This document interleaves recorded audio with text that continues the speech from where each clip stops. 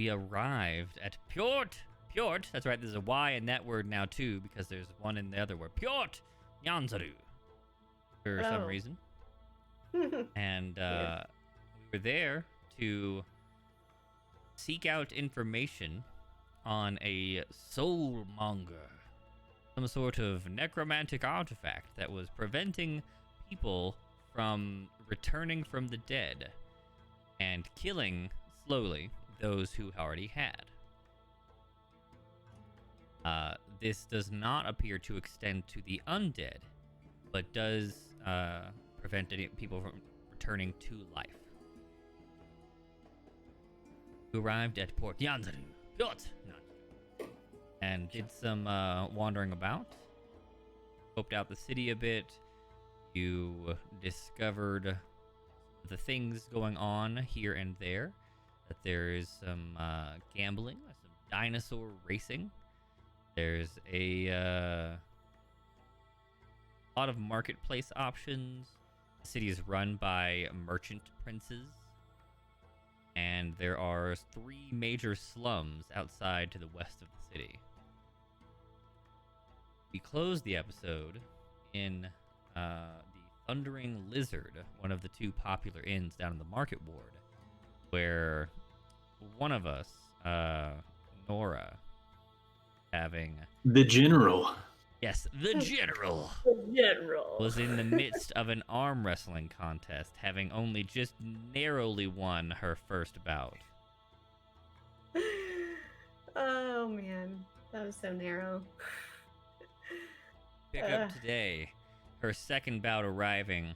3 gold pieces on the docket for bets. For anyone who'd like to take part. Oh, yeah. You already know I'm all in. I also Hawks will throw also 3 gold bet, in. yeah. Yes. Sure. Ooh.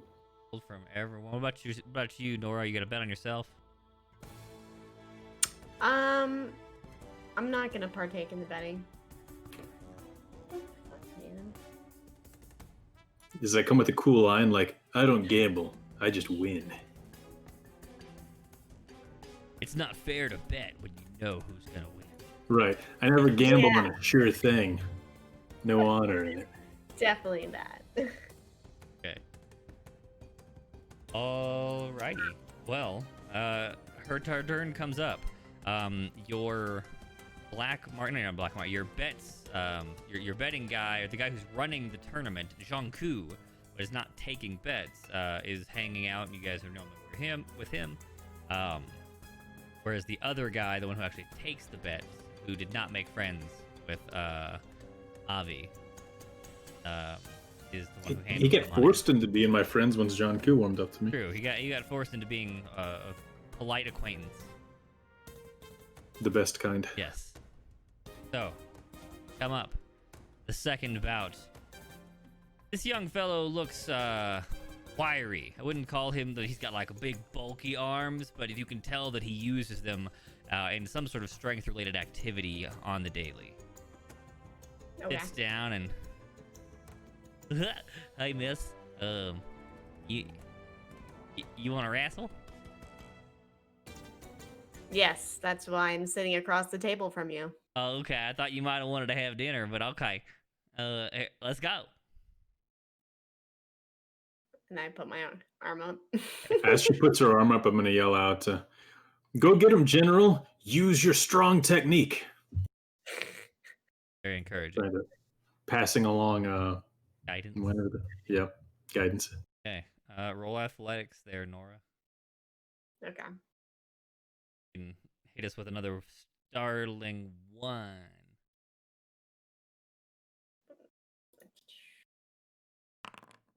A good roll. But not good enough. Oh my Unfortunately God. for me, No, she has guidance you too. have guidance. Yes. So at the very least, you will tie here. Okay. Roll a 1d4. Wow.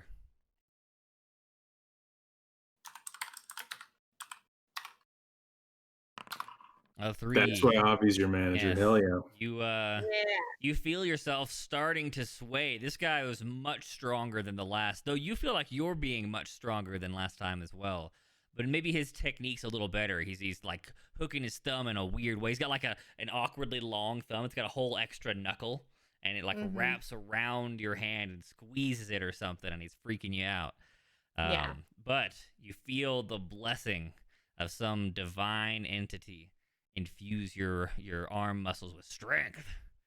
And so you managed to put him down. Everyone was very cheery. You get paid out. Everyone makes 3 gold if they had put in their 3 gold. Nice. Oh wait, no, we also, because it goes up 1 on odds too. So you went 3 to 1. So you make 6 gold. Ooh. What did I make on the last round? 2. Yeah, I was gonna say it was. You add that in.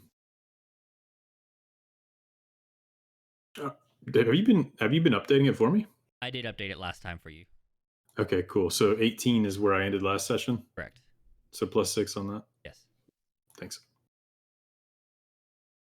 All right. Jonku's like, well, I didn't expect her to do so well. But here's where the competition really starts. If she's planning to continue anyway. Mm-hmm. I have to warn you, the competitors from here on, even though they're not necessarily the best of the best, they're the ones who work at this rather than just kind of happen to come by. The professionals. Not quite. Just people who like to be strong and make part of their, their personality as being strong. Like the last guy, he was just a young man from the docks who pulls 200-pound ropes all day every day. But people from this point on will be purposefully lifting in addition to actually having strength-related activities. The general crushes men's skulls for fun. I don't think that's going to slow her down. I hope not, because you might find her hand crushed. Of course. A couple of other rounds go through, like, they give you a couple minutes to break. You can get a drink or eat or something, go to the bathroom. They give you a break. Then your next round comes up. You see a huge lizard man come sit down at the table.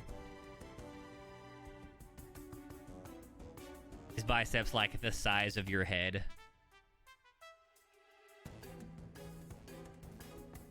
You can see Avi's eyes roll in the back of his head as he tries to think of some sort of spell that can help you here. He doesn't say anything. He just kind of sits down, grins that big lizard man toothy grin, puts his arm up, and you can tell his hand is gonna fully encompass yours. Fuck. Do we already place bets? Oh, right. Bets going round. Gonna stay at 3 to 1, but the max bets goes up to 5. Oh, so same odds as the last round. Same odds, but higher stakes. We're here to win. Let's put the max on. Okay. I'm so scared. All right. The general thinks to himself without actually saying. I bet 5 against her on this one. Again? I feel like I was very tempted to go to Abby and be like, I think we should move on. Is this when we throw the match? Yeah. But we didn't. All right, Avi's got 5-4. Hawks has 5 against. Fury, are you betting again?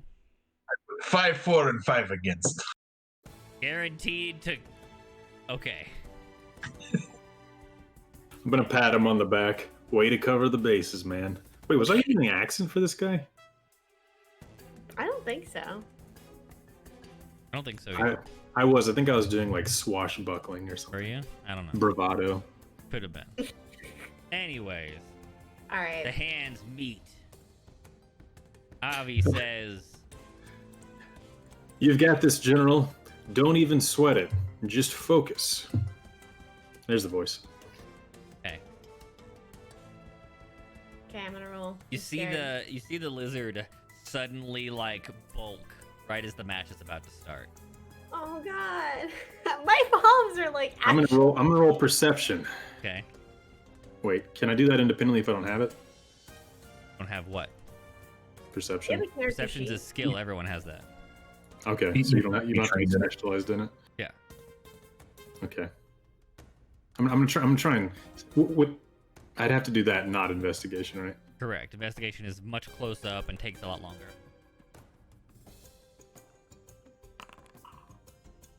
Trying to see if I can figure out what he's doing there. Doesn't look like he did anything.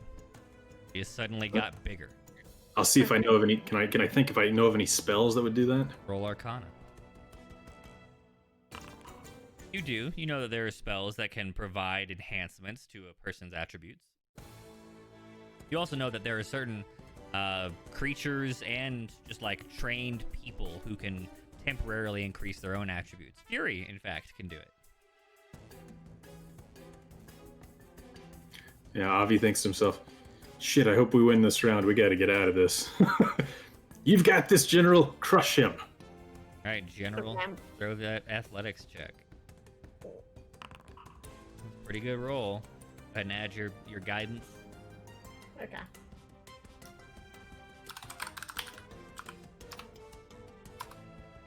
Wait. Question mark? Sorry. Building suspense. Yes. Yeah. A 3. Oh. 17, still very Okay. good. Oh! Anywhere near a 23, though. I mean, he rolled a He 17. did roll very well, and he only had, I mean, his bonus is only 2 Yeah. higher than yours. Fuck, that hurts. Yeah, that giant hand, like you put it in there, and you're like this compared to his whole fist. He's like, and you can feel like even before you've lost, you can feel him like grinding the bones of your hand together, and he's a lizard man, so there isn't like a whole lot of smiling or like facial expression to their big long jaw. But if he could smile, like he smiles with only his eyes, you know, and then Yeah. just crushes your hand for a good while. Like he holds you up there, but deciding not to beat you for a little bit, and just like squishes your hand, and then eventually just puts you down on the table. God damn it.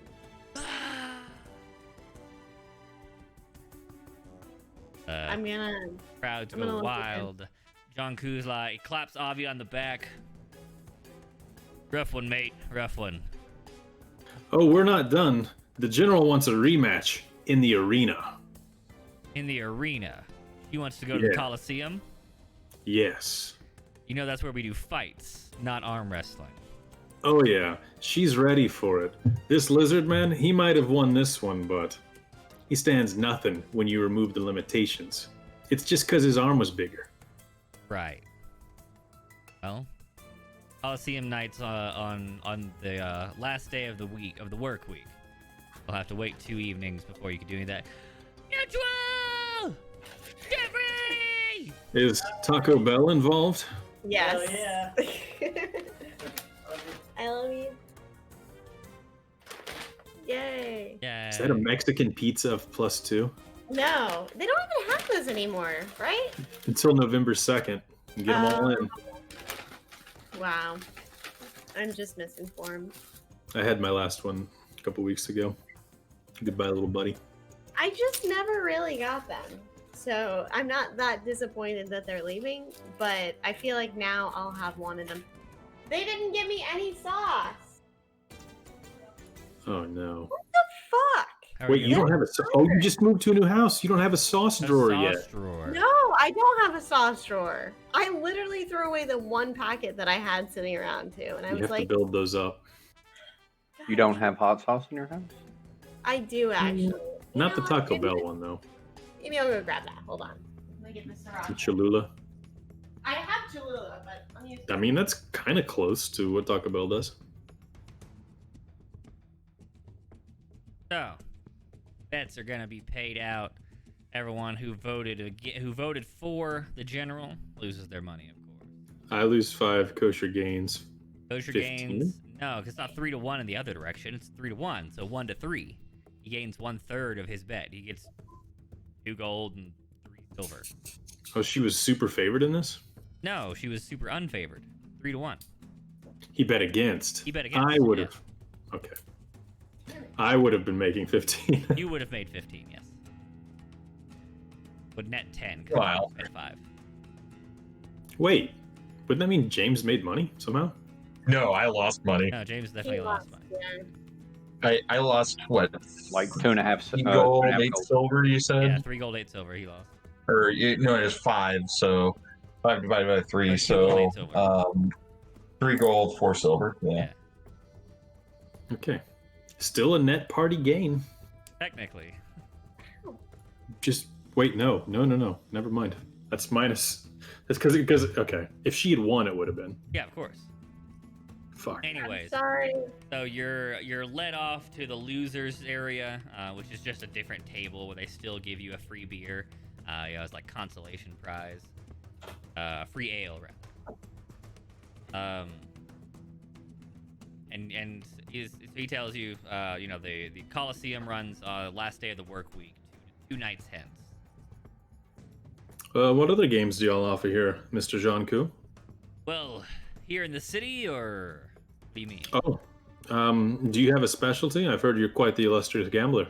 Oh, well, dino racing is the premier of the city, and of course, everyone who likes to gamble. Oh, I've heard that you also have a temple to, or a church of Timora.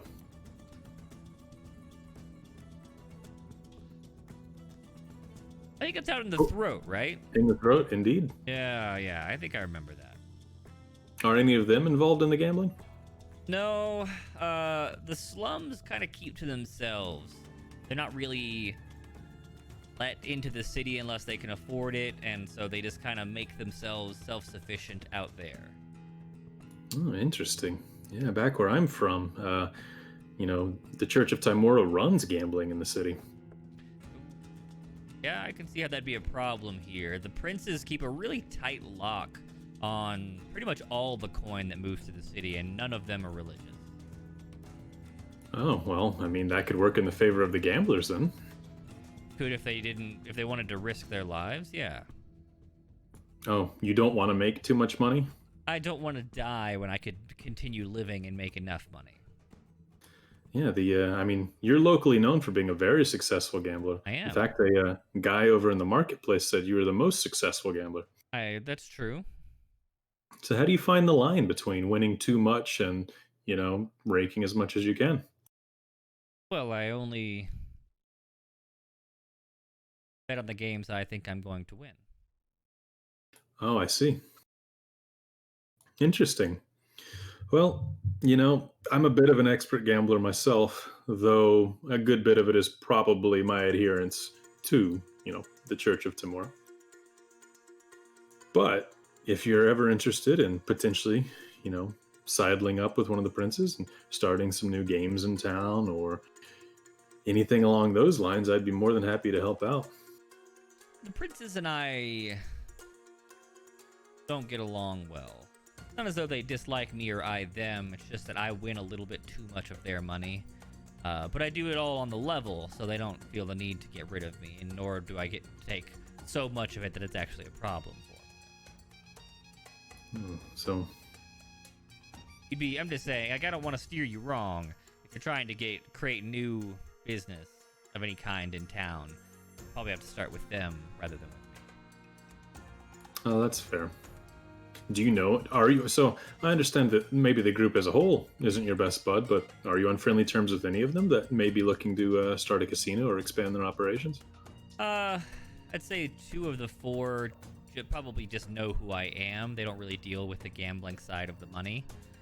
They're more legitimate business enterprises, exploration ventures, like that. One of them definitely is not a fan of me, but our rivalry makes money for both of us, so it works out. The last one's a little reclusive. I'm not really sure what his opinion of me, to be honest. Do you have one that would probably be the easiest to deal with or the most open to working with a foreigner?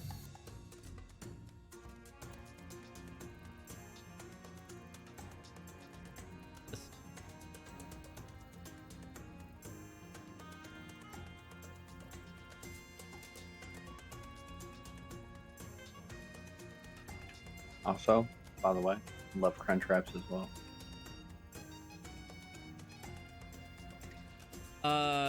Sorry, there's more than 4. I think there's 5. 6 actually. So imagine I expanded that number. Big amount. Yeah, I suppose a couple of them would be more often foreigners. Prince Otamu probably deals with foreigners pretty frequently, and Prince Jobal definitely would deal in foreigners. Very cool. We happen to have a mutual friend with Otamu. He might be our man.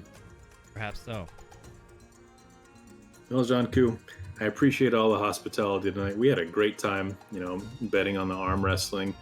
I'm sure we'll be getting involved on the dinosaur wrestling too, and the general might be willing to swing her sword around over in the Coliseum at some point too. Well, I'll be there. If I happen to see you, I'll make sure you get on the list. If not, best of luck on your ventures. You know what? Appreciate it. You've been a friendly sort. He kind of waves over at the barkeep and just points at the group of you. I'll get your rooms. Wow, that is some incredible hospitality. Much appreciated. That is quite nice of you. Look forward to seeing you in the future. I wasn't going to say anything, but if you're feeling quite generous, it's a bit random, but we're looking for a certain ancient artifact. You've already asked him this question. I pause and say, I've already asked him this. Do you know of anyone that deals in rare, ancient, magical artifacts? Perhaps the stars are aligning in your favor. Merchant Prince Otamu is, in fact, the merchant prince who handles magical artifacts and lore in the area. Oh, interesting. Yeah, I guess we should talk to him, though. The fact that our friend and mutual benefactor is friends with him, I would assume that she would have already asked him since she didn't know where it was. True. That's interesting and maybe a little off-putting, but cool. Never hurts to ask. Maybe he knows someone else. Maybe he knows someone or has obtained new information since the last time they had spoken. That's fair. It doesn't have to be nefarious. Though you know how the magic users are. I say, hiding my wand. He looks perplexed at you. He's like, no, I don't suppose I do. How are they? They're really cool and intelligent. That was my impression as well. All right. Also, my guy is like blatant. Although, you might not know my dude's a wizard since he's wearing a chainmail a lot. Okay. He kind of like makes it like a body motions, like he's about to walk away, and go back to taking bets and managing the arm wrestling. I'll give him that little nod. Heads off. All right. One of the like generic barkeep NPCs runs over, just kind of like throws 4 keys at your table, and then runs back over because it's a very busy night. Here you go.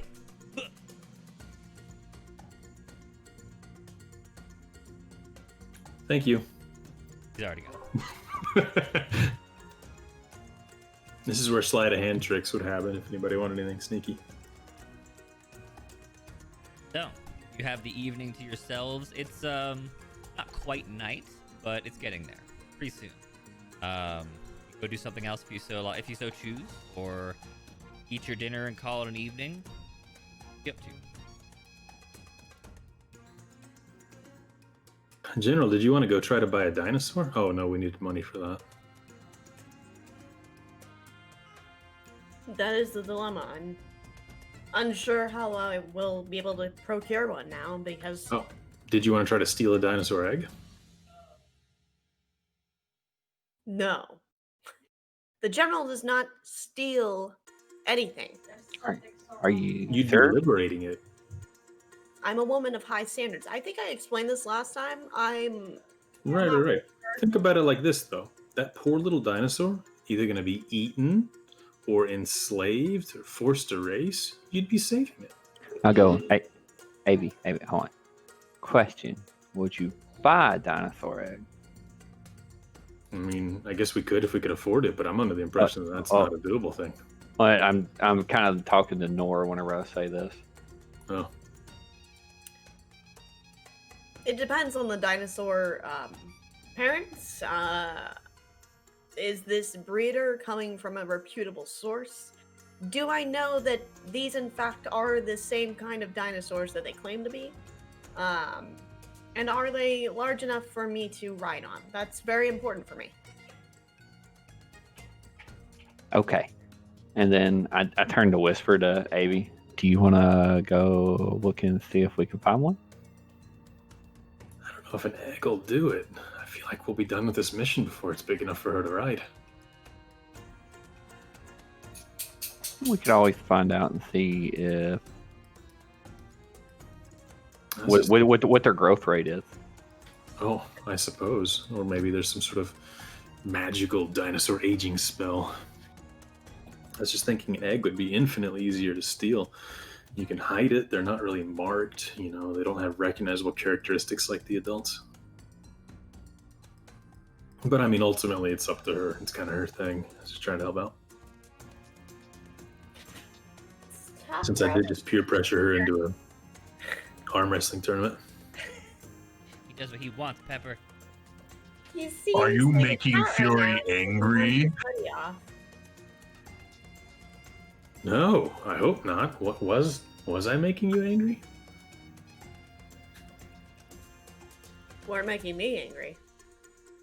Thought you did a decent job as my manager. I was very impressed with your entrepreneurship and your advantageous nature.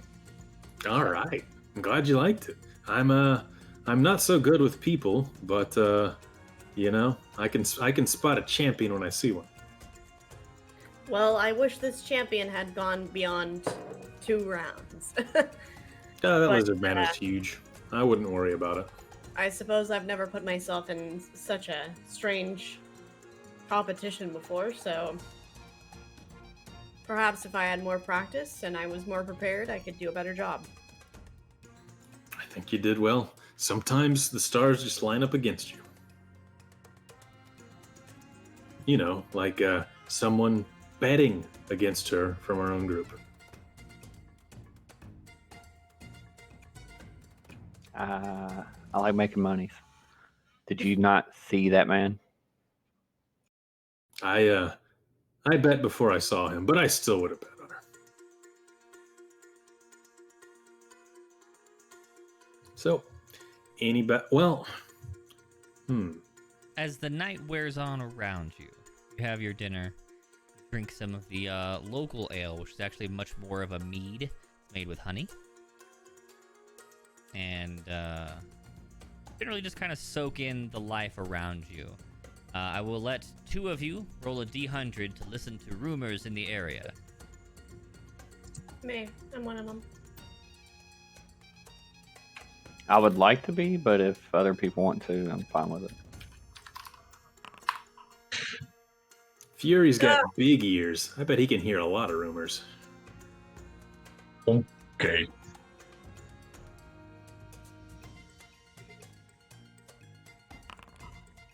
Oh. Nora, as you kind of tune out the jibber jabber of your teammates, take a look around as you're consuming the last of one of your honey ales, and you hear a nearby person on their way out of the arm wrestling tournament talking with a companion. Says, did you know Chult was once the playground of a green dragon? Her bones mark the location of hidden treasure troves. If you travel to Mesro and head east across the Laughing Gorge, then south toward Curse Ball, you might stumble upon the dragon's bones and earn yourself a place in the history books. Can we talk about that more slowly so I can write it down? No. I was like, that's not happening. No. Okay. You can remember the pieces you think you know. Bones. That's all I remember. And then some M word. I don't know. Core of the bub. Okay. Also, I didn't hear it actually. Never mind. that kind of ruins the point of if you remember none of it. So I will give you one more chance.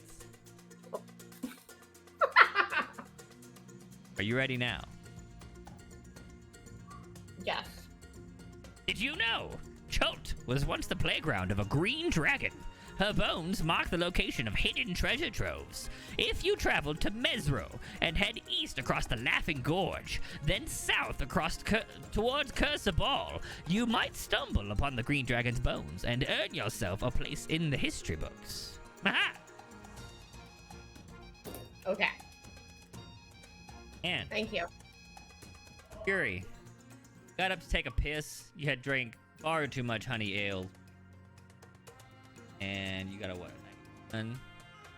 And on your Thank you, way, Ron. and while you were standing at the trough outside, next to another, like a group of dudes, you hear one of them talking over, just chit chatting to one of his buddies.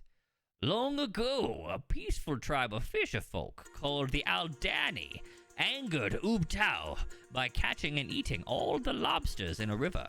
As punishment for their greed, they were all transformed into monstrous lobsters that dwell in the basin.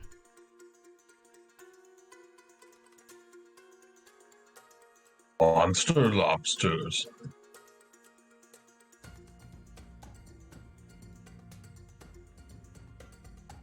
Alright. Those are your two rumors. Hours pass. Didn't want to have any pre-sleep activities. I'm going to wait on the night to die down a little bit so that the wait staff has a bit more freedom to them. And I'm going to attempt to ask chat up the waiter or waitress about any rumors if they've ever heard the word soulmonger pass out anyone's lips. Something else for me. Oh, also, is Mage Hand visible always? Can you make it invisible? Maybe not. And I assume that me being an urchin doesn't really apply here. A spectral floating hand, so it looks ghostly. So Yeah, it's only Arcane Trickster gets the invisible one. Okay. Ooh. Okay. Other question. Urchin. It's basically, I would know the town very well. It's one of those that I would be able to get, like, I would know about passages that most of the other ones wouldn't. I assume that doesn't apply here since it's the first time I've ever been here. Does it have the criminal network part of it, too? No, that's the criminal background. Zaus had that somehow. Yeah. Not at the moment. Like, if you were trying to move through the city in a particular way, then yes, you could apply your city secrets feature. But like this is kind of specific to trying to get places. If you had to, like, if you guys were racing across town, you'd probably get there much faster because you'd know which alleys to take that didn't end in dead ends and boxes. Okay, gotcha. All right. Sounds like everybody's going to bed then. Head up to your... Oh, I was trying to talk to the waiter or waitress. Oh, yes, I forgot about that already. Good job, Randy. Smart. You wondered if they knew anything about a soulmonger. Is that right? Yeah. Well, I'm just gonna find like I said, the least busy waiter or waitress, and see if they're like amenable to talk to or open to just chatting or whatever. And, service people sometimes are in order to be good at the job and such. So maybe something along those lines. I mean, we could probably easier just have a quick conversation. Yeah. Why don't you let's say that you've got a young waiter or young wait staff comes up and he's cleaning up your table as you're the last one trying to go to bed. Anything else? Thank you. You have been absolutely wonderful tonight. Thank you for all of your hard work. Very kind of you, sir. Is there anything else I can get you? Oh, maybe. I don't know. If you happen to hold the right information, you may have a large tip on the way. I do like large tips. I giggle a little. um, Blush. You know, just over the past couple of weeks, have you heard anything about a, I don't know, soulmonger leave anyone's lips? And I just flick a gold out and just like twirl it around on the floor, on the table with my finger. Oh. What is that? Do you know what it is? Yeah. I mean, maybe, like, I'll be honest, sir, I haven't heard the name, but if you could describe it, maybe I could help more. Oh, it's a necromantic artifact. That sounds terrifying. Yeah, I suppose it's not the kind of thing people would talk about openly. Not really. Have you tried any of the wizards in the city? Maybe some like houses of arcane study would benefit you more than your local tavern, perhaps. But to be honest, if it's scary sounding with a name like that and the word necromancy attached to it, I have to assume it's at least somewhere out in the jungles. I mean, the port's a rough and tumble city, but on the whole, it's pretty good. Well, I appreciate all the help. Thank you for your honesty and for not just selling me a dumb story. And I'm gonna push the gold over to him. Appreciate it, sir. Yeah. Tags the gold and wipes the table off.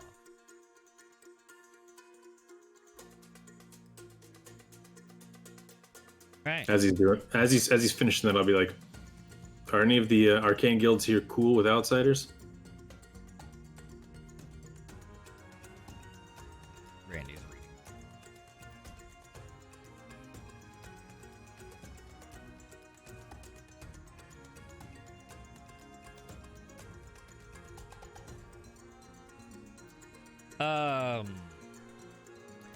I think there's a group of the Harpers in town.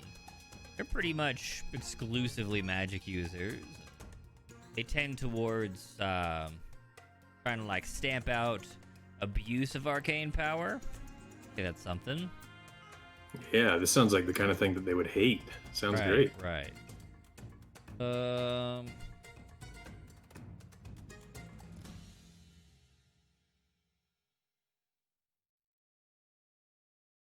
And there's always the Order of the Gauntlet. I mean, they're not arcane. That'd definitely be some, paladins and clerics, but they're pretty hardcore anti-evil. Yeah, opposing sounds pretty necromancy. evil. Yeah. Absolutely. What's that second one again? Order of the Gauntlet. Cool. Thank you.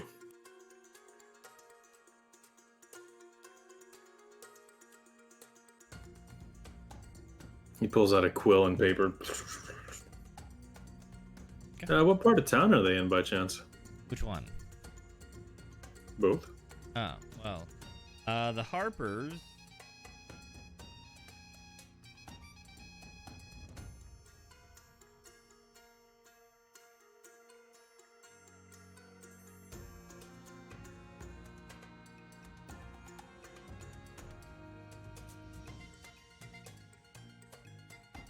I don't think they have a base here.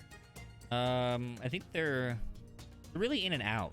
I wouldn't say that they've got a formal base. You might just have to find someone sympathetic to their cause or a Harper themselves. The Order, unfortunately not here in the city. They actually have a base called Camp Righteous out in the forest. Oh, spooky. Okay. Yeah. Real big on opposing the mass legions of undead out there. Which direction? I guess, we're off on a peninsula, so west Question. or Does south? know. I guess south because the map's upside down.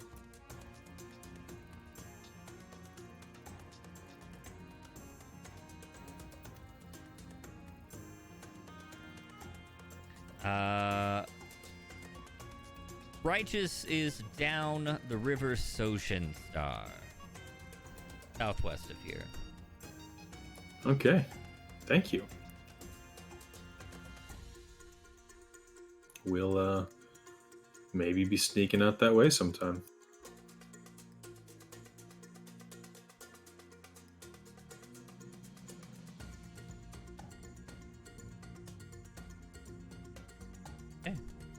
Good evening, sir. You too. Have a good night. Everybody goes to bed. Rests are had. Given, like just regular rooms. Nice clean beds, but nothing ostentatious. Have your lovely evening rest. Wake up bright and refreshed. Prestidigitation. Or, no, sorry, what is it? Divination thing. Divination thing. I gotta roll the things. You said I'd never remember it. Oh. I've been trying so hard to remember it. Yeah, because I already forgot. What are we talking about? Exactly. I gotta do the rolls that I can sub for other rolls during the Oh, day. yeah. My first time. Okay.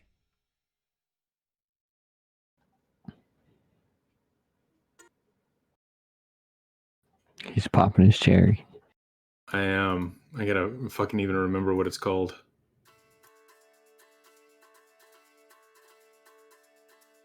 Oh, it might not have imported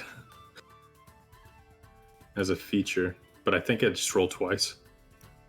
You have Yeah, it's 2d20. called Portent. Starting at second level, when you choose this school, glimpse Oh, of there the it is, future, blah, active. blah, blah. When you finish a long rest, roll 2 d20s and record the numbers. You can replace any attack, roll, saving throw, or ability check made by you or a creature that you can see with one of these foretelling rolls. You must choose to do so before the roll, and you can replace a roll in this way only once per turn. Sweet. Okay, I'm ready for the day. What does it look like to do this? Why don't you tell me? Ooh, okay. When I wake up in the morning and I portent, you see him sit down on the edge of the bed, turn his palms over, start rubbing his fingers together as if he's, feeling money. No. He takes 2 coins. Yeah. And puts them between his fingers on both hands and rubs them together. And he feels a number off of the inner surfaces off of each of the coins and writes it down. Okay. It's a way to get gambling into it. There you go. So at some point today, when someone has asked for a roll, you can say, I will use my 7, or I will use my 12 before they roll, and that just is the result. That's so cool, man. I'm so excited. Hopefully, I'm really hoping I don't just randomly forget about this. I guarantee most likely we forgot. I wrote them down, though, and I remembered after the long rest true, without that's reading true. it. So I believe. maybe, I mean, I'm trying to make like divination like a big part of this guy because he's like a weird gambling dude. So that could really work him out. He might turn into Miss Cleo at some point.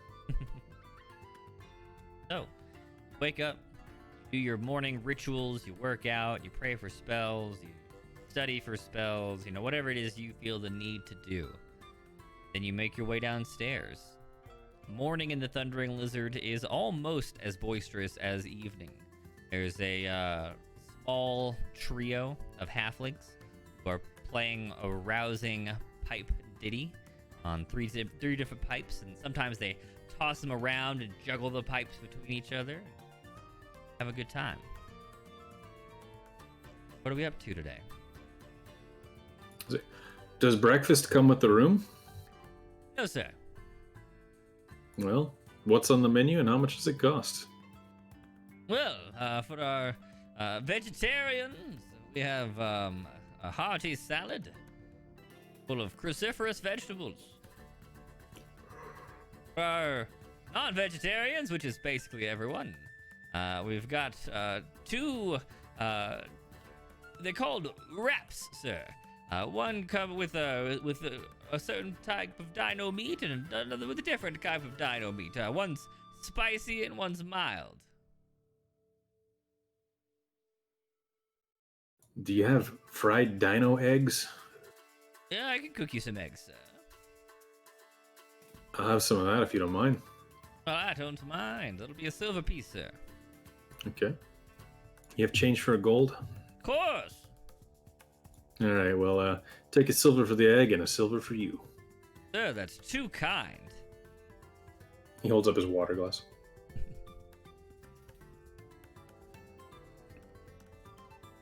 I asked the price of the mild wrap.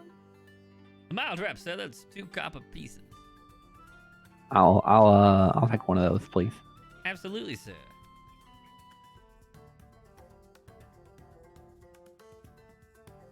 Anyone else having breakfast? I'm also having breakfast. Yes, ma'am. Would you like for Whenever we go breakfast? to What are the options again? Sorry, there's a vegan cruciferous salad, and What's it? Vegans? yes. I thought I knew everything. What is a vegan? Ah, well, it's like a vegetarian, but with less letters.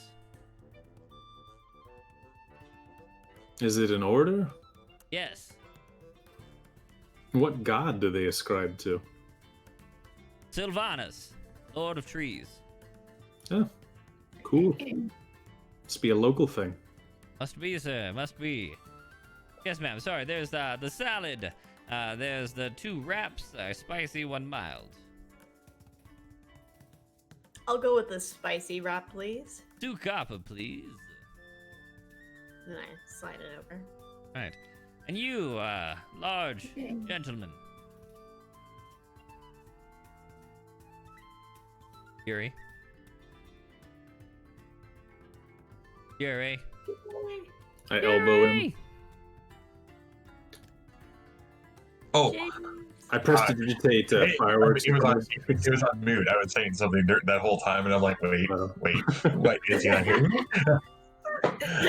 I would have do oof. Yes, sir. The do oof. Excellent choice, sir. That'll be 2 copper.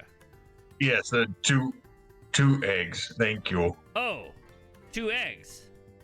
What happened to the do oof? That is do oof. No, sir. That's food. The do oof is a specialty steak.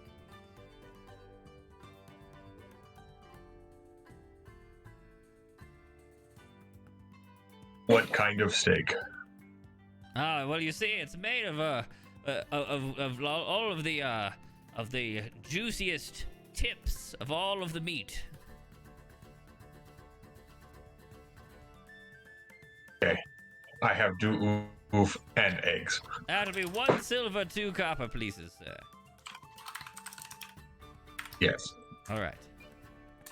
He brings you out 2 nice eggs, and what turns out to be basically all of the meat scraps that have just been kind of smushed together. Can I have wooden utensil? I'm afraid we don't have wooden utensils, sir. Would you be all right with perhaps a small saucer that's about the size of your mouth?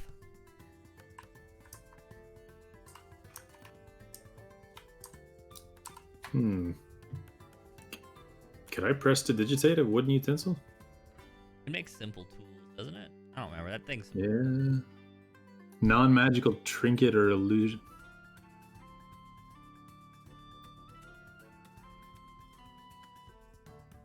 Non-magical trinket or illusory image that can fit in your hand lasts till the end of your next turn. So you'd have to make it every turn, and you'd have to like take a really quick bite.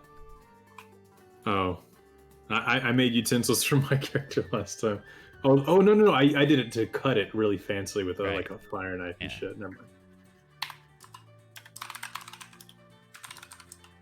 You can feel Avi wanting to help you, but he just doesn't know how. They bring. All right. He Fury takes a little bit of druid. Go ahead. I was gonna say they were gonna bring you a big wooden ladle, but if you're gonna like druid craft yourself a spoon, that's probably a better plan.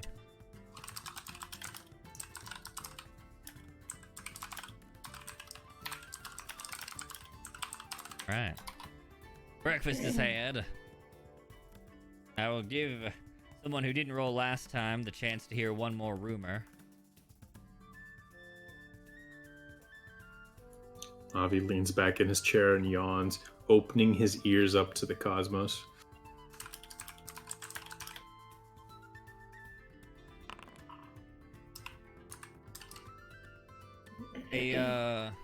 One of the serving staff who looks like he's just come off night shift, talking to a buddy who's coming on for the day shift. You know, a ruined city's up the river Tath, past Kahakla Gorge. Supposedly no one's explored past the gorge, but that's not true. It's just that the few who made it out alive mostly keep quiet about what they found there. I have it on good authority that the ruins are guarded by a Naga who is both wise and generous. I hear this and I just look at him and yell, "And do you know this Naga's name?" Huh? What? Wasn't talking to you. He just walks out the door. Got these Neat. And then he writes it all down. All right.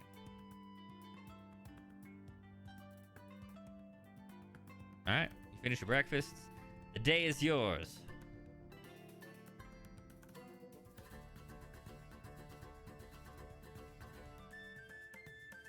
I'm gonna say while we're sitting there eating, though, I'm definitely gonna sit right beside Nora and goblet down.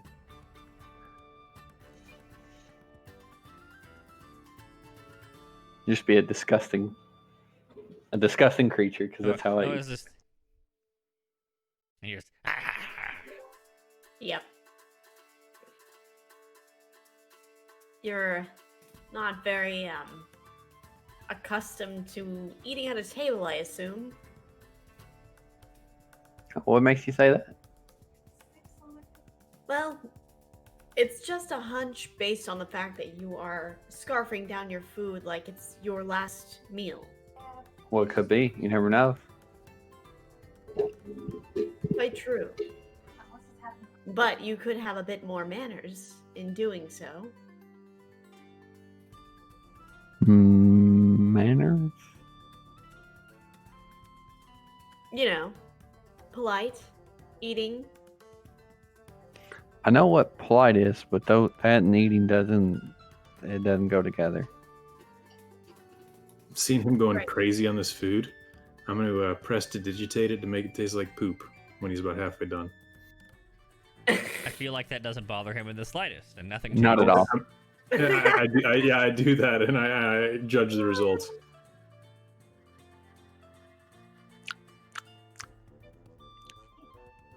Had a little weird taste, but not bad. A bit nutty. Ew. For the last quarter, I make it taste like grass.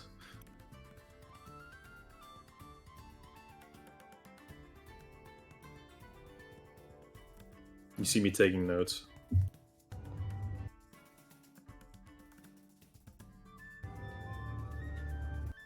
I'm just gonna keep eating it. Okay. Okay, I'm not really gonna. That one's not even really gonna bother me. I'm gonna make it eat. The weird taste already threw me off, so I'm just gonna keep eating it like it doesn't even matter. Sounds good. How's the food, Hawks? It's food.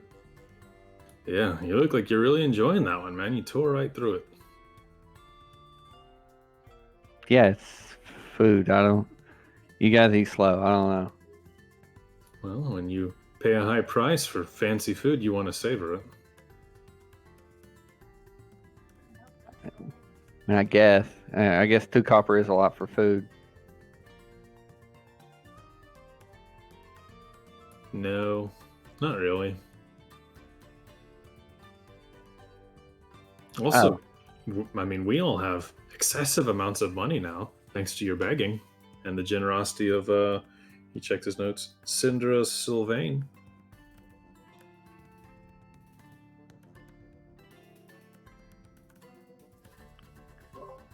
Are we done here eating breakfast? Because I'd really like to get a move.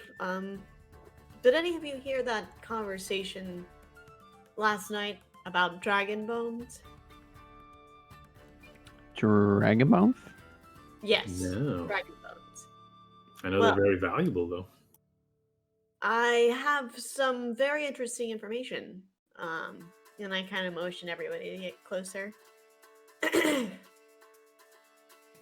So, apparently, there used to be a green dragon, and its bones now mark some sort of treasure. And if you go towards Mesro and then east of the gorge, and then south across Cursavo, I'm probably pronouncing it wrong. You should be able to come across these bones that mark the spot of said treasure. Now, I don't know if this is just a rumor that goes nowhere, but I think it's definitely worth exploring. Those are very specific instructions. I In fact, agree. I might have read a book about that. He pauses and thinks if he's ever heard anything about a green dragon in this peninsula. Or read anything in one of his mini books.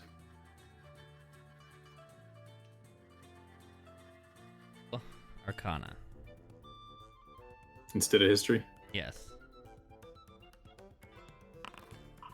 Still good. The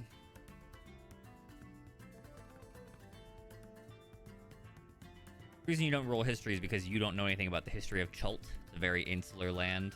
You'd have to do research here to learn history about here. It doesn't surprise you that a green dragon might be part of legend here. Either green or black would make sense, as this is a very like swampy, marshy kind of landscape, and that's their kind of home turf. But the role really tells you more about green dragons than it does about this one or its likelihood of having stashed treasure. Yeah, I guess I wanted to know more about green dragons in general. Would they keep a good bit of treasure? Oh, absolutely. All dragons of sufficient age keep a sizable amount of treasure. Okay, cool. And any dragon large enough to have made it into legend was probably sizable. Oh, a dragon's hoard. That sounds like a worthy endeavor.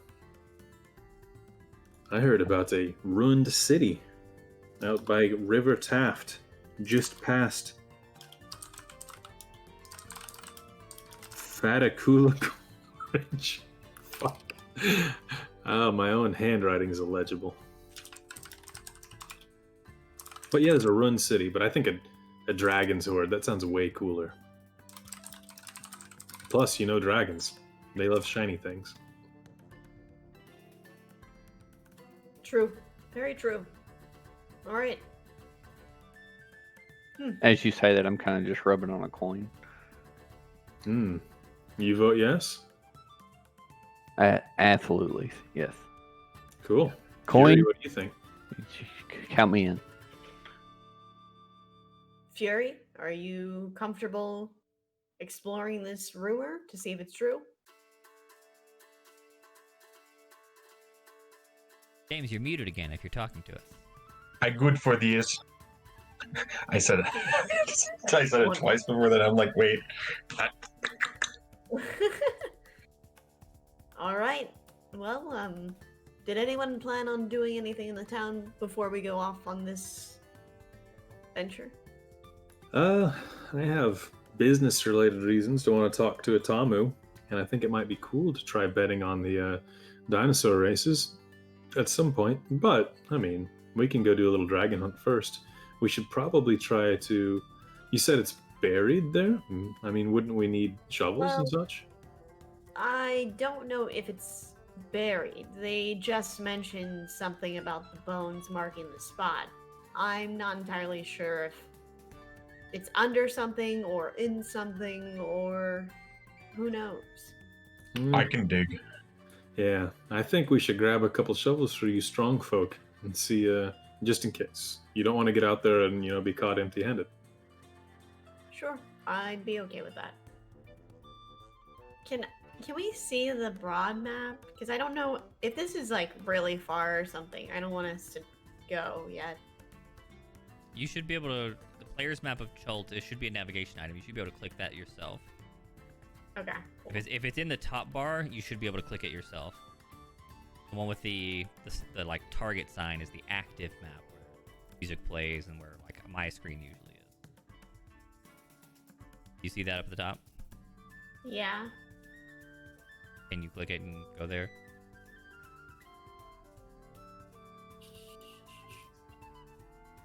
I still don't see it. You just said you saw So it. no, I just see the port. I don't see the other map. If You I don't press see it? up, it just goes away. Yeah, I just see the one at the top. Maybe. Yeah, it doesn't give us I could any be looking other wrong. options.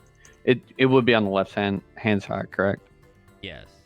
Oh, Yeah. it's not visible to you. Okay. Now, bam, you should see it. There it is. Okay. Thank you. Okay, this helps. Let's see.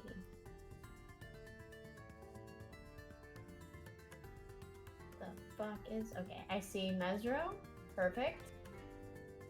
All right, so this definitely is going to be kind of a trip. So Not kind of. That's a long way. Every hex is Yeah. 10 miles. You go 1 hex a day at normal speed. Okay. All right. So I'm just gonna say that maybe there's a map at the end, and then I go wander over to it, and I take a look, and I go back to the group, and I say, on second thought, I think we should take care of any business that we'd like to take care of here before we make the trek over to Mesro, because it's quite a ways away. It's not going to be a day trip. Oh, how far?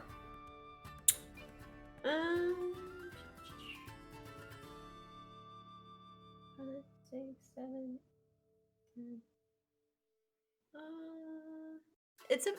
It's about 120 miles. Yeah, It's about it's 100. 11 or 12 days, assuming you don't get lost. Oh God. Oh. Okay. Would this be faster on Raptors? It would be faster on mounts. It would be faster by boat, if you can navigate the river. Now, I mean, that would only save you some time, but you do travel faster by boat. I cannot understate the that getting lost risk. Yeah. Well, it was so specific that I thought, maybe we wouldn't get lost. Oh, you might not get lost on the major map, but from hex to hex, you're in like thick jungle. Yeah. Look at the guide and this yellow rain. I don't remember what that is. Like Yeah, the, what orange. do they mean? yeah, the yellow orange is probably like swampland. Oh, fuck. Perhaps this is too much. Remember my for descriptor, us? it rains here like 6 out of 7 days. Sometimes that rain being like flash flood, tropical storm level. I'll throw out a suggestion. Maybe we just take a boat to the port on the other side over there. You hire a boat. How much would it cost to do such a thing? Are you asking that? Do any of you know? Not a huge fan of water, so I don't know. Well, I suppose we could go ask around and take care of any other errands. I wanted to try to talk to Prince Atamu, Right. Syndra's buddy. Maybe he could have a suggestion for the fastest way to get there. Maybe Syndra has a really fancy way to teleport us over there. Maybe he knows enough about gambling to want to go into business with me and give us a bunch of money. Anything can happen, right? Absolutely. I don't know that I've ever met any princes before, so hopefully he's receptive to our mission. Yeah. Young Janku spoke highly of him. Said he was probably the most likely to work with outsiders as well. Wonderful. Yes, let's definitely go there, and we can ask around about boats. Check on the arena if we want to. That sort of thing. Oh, they call it a coliseum here. Someone corrected me on that earlier. Ah, the Colosseum. Okay. Right. Local Right, parlance. All right. You're headed to Merchant Prince Otamu's villa, right? Yes. Yep. Okay. And refresh myself on his entry.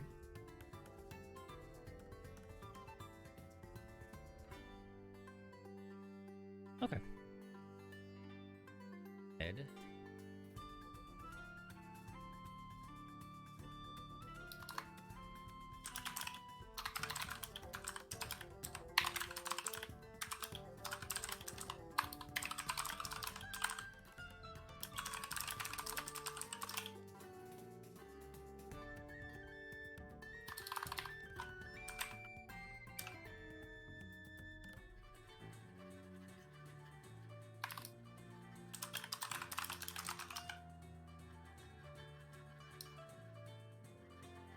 A little bit chill music. I don't know how much of a chill vibe.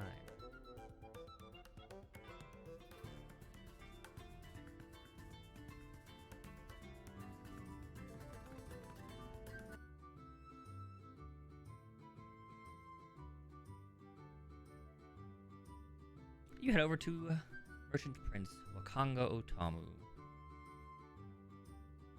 He has a rather large estate, as you suspect all of them do. The walls, both inside and out, look to be lit with fuel-less torches. There's no pitch. They're just kind of fanciful wooden rods that happen to have a fire sprouting from them. The guards outside take note of you and come more to attention. Good morning. Good mornings. We're actually friends of Syndra. She told us to come by and see the prince. Syndra who? Sylvain? Oh, Madame Sylvain. Yes, of course. Let me take a message to her. Can I get someone's name? Preferably someone she'll recognize in case some of you don't know her. Sure. Nora Jahir? Miss Jahir. All right. We'll be back just a moment. General Jahir. Yes.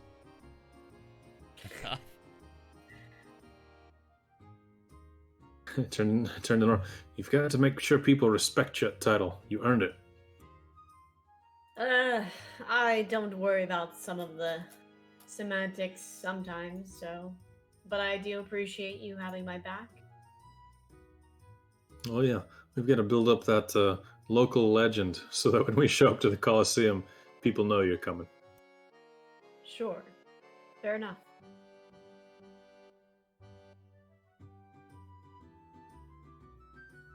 Amp. Man, we've gotten so much game stuff in by cutting out that 30 minutes of talking there. We really Sure, have. it's only 10:30 and we're already like way into stuff. Shocking what happens when you start playing the game. Shocking. There it is. Button.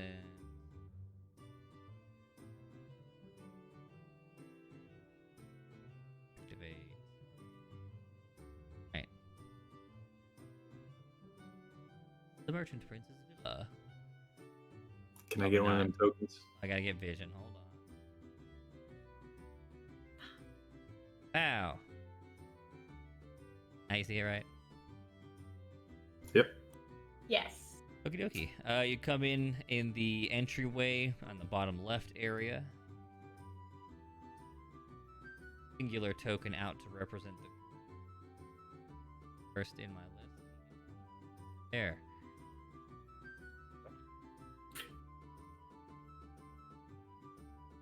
You arrive in a pleasant and breezy tiled courtyard.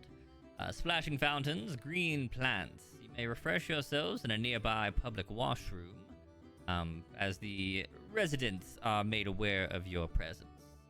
You see a variety of guards, some of which look kind of official. They're wearing like the colors and then like city guard kind of uniforms. Others look more like they're just kind of gladiatorial fighters. Just happen to have been recruited for the job.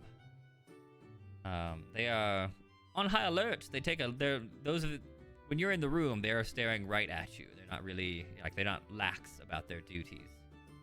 It's a very tall building. You can tell that the ceiling is a good 2 stories. And up above, you see these large, colorful streamers, which you can see on the right map as it says open to one below. Look over at the guards and give them a tiny wave. You see a variety of colorful rugs all over the place, and very fanciful swords on several of the walls, or maybe perhaps framing certain doors. Are they scimitars? Some of them are scimitars, yes. Avi's so impressed by them that he mispronounces them. Yes. Oh. You hear him get excited about historical Live swords. like? Was that Fury? Fury, did you say words? Is this what a rich person lives like? Ah, yes. Ah, indeed. This is what a modestly rich person lives like. A few minutes pass by, and you're hanging out, refreshing yourselves, or just taking it all in as the guards give you a strong looking over. Then a middle-aged man in golds and blues comes out, dark of skin, long braided beard, wide flat nose, and even gold-painted lips, looking very ostentatious. You see at the hems of his arms, of the sleeves of his robe, are colorful and very slightly glowing runes. Good morning. These are friends of Madame Sylvain, yes. Indeed, we are. Yes. You must be Prince Atamu? Merchant Prince, sorry, no royal blood. Oh, well, either way, thank you so much for having us, or for receiving us. Well, friends of Madame Sylvain, friends of mine. Oh, absolutely. In fact, we're here on a very deeply personal mission for her, trying to recover and deal with an artifact that threatens her very life. Oh, yes, I have heard of this soulmonger. Terrifying, terrifying. I cannot believe it slowly saps the life from her. She looks as though she could die any day. Yes, we're trying to make as much haste as we can, which is what brings us here so quickly. Oh, yes, of course. What can I do to help you? Oh, we're just on the hunt for information towards that end. And on the other side of it, a little bit of local information towards the best way of getting over to Mezca. And a third thing, a business proposal. Well, I love to hear all of these things. Well, I do apologize. I don't know almost anything about this soulmonger. I suspect it is somewhere deep within the jungle, but other than that, I know very little. I wish I could help you more. Oh, that's okay. Do you know of anyone who may have information on that? We heard perhaps the Order of the Gauntlet might know. Oh, yes, the pious. Well, if you can make your way out to Camp Righteous, maybe they will know. To be honest, they spend their days and years. Oh, he's got a jacket on. He's so cute. That's why he keeps rubbing on my chair, Is that what- because he gets all weird and wants it off, and his back is all sensitive. It's so annoying. Why? They spend their days and years dealing with the undead. I mean, I suppose this soulmonger might be related, but maybe not. I don't know. But at best I could tell you how to get there, but not what they might know. Another lead we had was the Harpers may know. The Hoppers, you say? What business do you have with them? Oh, the same. Just trying to find information on the soulmonger. A tip we picked up at the pub. Well, I could probably put you into contact with a Hopper if you needed to. If they're local, then we might as well start there before we. Well, they're put on not our adventuring cap. local, I wouldn't say, but I do maybe know the name of one. We have reason to head to Port Castigliar. Are any of them there? Port Castiglia? No, you don't have business there. Why would you? Well, Mesra's on the other side of the continent. Look, it says port, I know, but there's no one there. The docks are gone, the people are gone. The undead took that place over years back. Well, I'm very glad we asked you. If we needed to make our way south, what do you think the next largest city would be? And would it be beneficial to go through the jungle or to take a boat? Well, there are no other cities, so that's the answer to that question. Oh, very simple then. Yes. What about camps? So Oh, once mini we leave camps, the yes. Oh, okay. What mini camps you say? Yes. I guess Camp Righteous would probably be the best one to scratch out for that one. then. Right, Camp Righteous would be a good one. Camp Vengeance down that way as well. Down the other way, there's oh, what was it called? And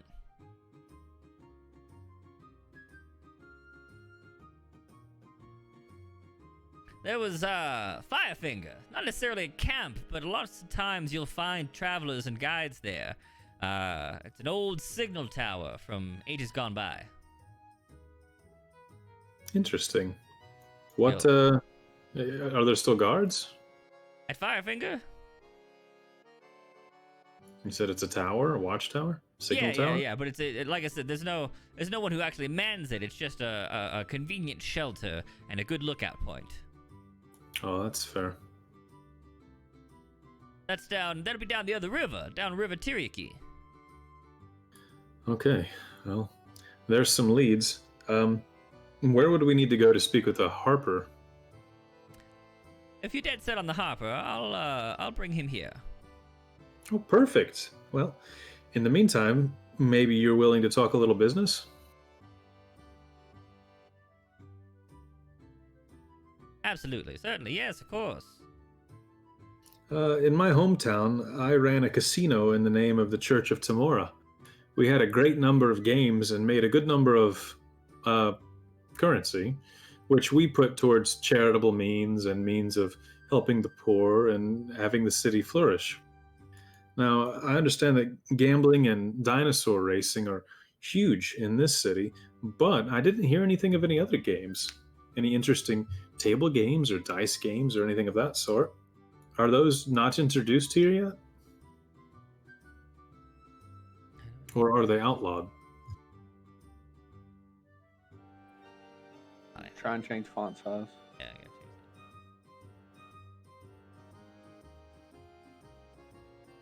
Well, game's a chance. They're played, I'm sure. I imagine in some of the inns, the back rooms, the alleyways. But we here at the port are fans of honest ventures, except for perhaps the dino races, of course. Do you have any hand in dino racing or gambling of any sort? No, it's not my style. I'm more of a magician, and he makes some little sparkles when he does his fingers. I'm a fan of all things magical and lore, like information, potions. As he starts to do that, I prestidigitate an underscore underneath them. I see you are a man of taste. Indeed, I love fun tricks. Well, if you're in need of goods and services that might benefit you and or I'll be your only man in the city. Oh, the only wizard in the city. No. Of course, there are the wizards, but I do all of the trade that has any relation to arcane goods. Oh, yes. We heard that. In fact, that was why we were hoping that you had heard of the Soulmonger.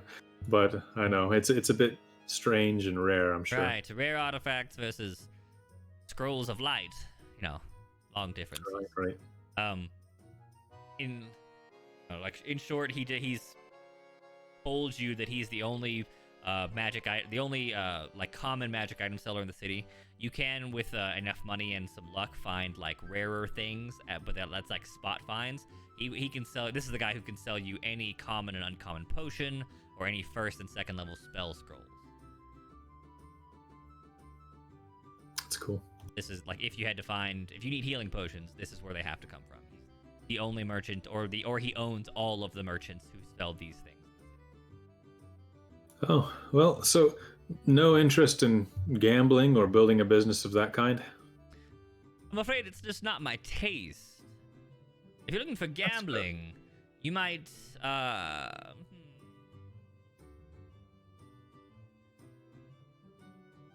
Efan. Definitely Efan. I know it's a large stretch, but is there any way you could introduce us, or perhaps send a message to him introducing us? I could send you with a note. He and I aren't on the best of terms, but at least it would get you in the door. Ah, well, I suppose that's all we could ask. That would be great. Of course. So, where should we be to meet with your friend the Harper? Oh, he's here. Don't worry. Oh, perfect. He just kind of like claps his hands as if the dude's must have been waiting in another room the whole time. And yeah, you see a kind of portly looking man. A little on the hefty side. There we go. Kind of waddles in. You're cold for me?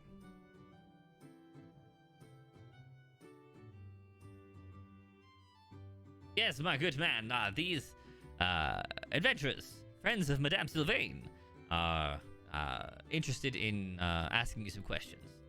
If you'd be so kind. Oh, perfect. Well, we can start quickly. Soulmonger. Yes, that is a word. What about it? Have you heard this word before? I have. Ooh. Can we have any information related to that word? We suspect that it is a necromantic artifact of immense power. Very likely has something to do with ancient liches, as such magical items tend to. Likely buried somewhere deep within the land of trolls. Yeah, that's about what we got. Well, you've done your research then. No, we were hired to find it and destroy it, take care of it, nullify it, something along those terms. I see. In fact, we'll give you a little more information. Evidently, it contains the power to pull the soul or sap the life out of anyone who's been resurrected, and is actively doing that on this very island. Yes, I had heard of Miss Sylvain's condition. Yeah, so we're just trying to do our best to track down anybody that might have any information related to its location. Do you know of anyone that might know whereabouts it might be?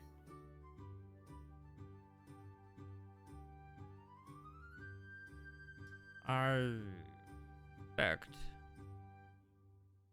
you'll find yourselves searching the deep forests. Perhaps far to the south, beyond the basin. You might follow the undead.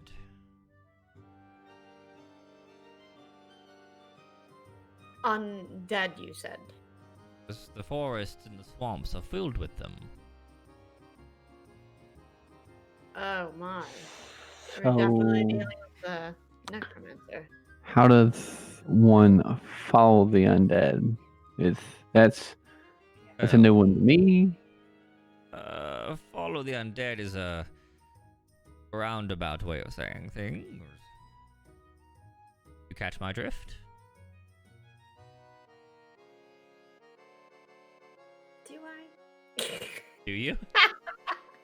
I'm going to assume that he's meaning that we have to kind of fight through our way through the undead, and as it gets thicker, it means we're probably getting closer. Yeah, But- I mean that makes sense. So I guess. But obviously, we haven't seen the undead yet, so we don't know very much about them, I guess. So right. And if I could make one very important suggestion, If you're going to follow the undead, you're going to need a guide. Are you volunteering? God, no. Who do you suggest? I wouldn't dare. Well, do you know anybody crazy enough to do that? Oh, yes. There are many guides within the city. In fact, there's a whole service full of them, and many are persuaded by gold, others by treasure, or some have their own secret agendas. You'll have to sniff it out yourself, I'm afraid. And where does one hire such a guide? Well...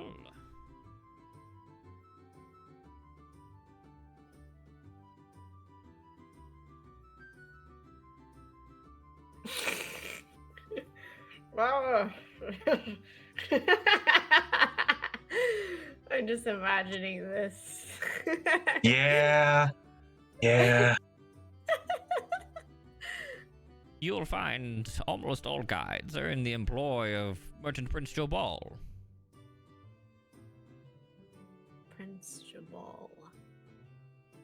Wow. So we have to talk to Effin and Jabal. It's going to be a busy day. I hope you have sufficient funds. The guides aren't cheap. Oh, we have tips on buried treasure. That might do it. You'll have to get one of the crazy ones, but you'll never know. It's okay. I get the feeling my group is a little crazy as well. They might fit in.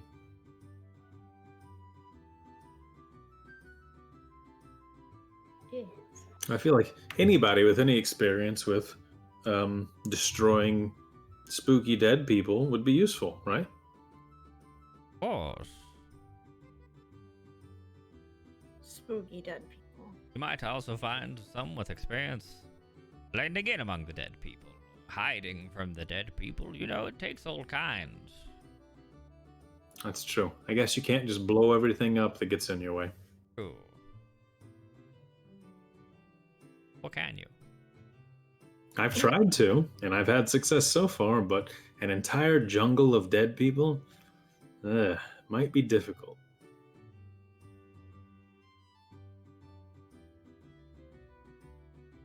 Well, if you'll excuse me, I need to get back. Get back to what? He bows and begins to back out of the room. I giggle a little.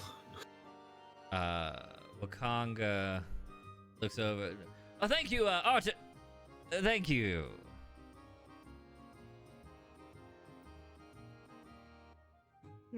Wow.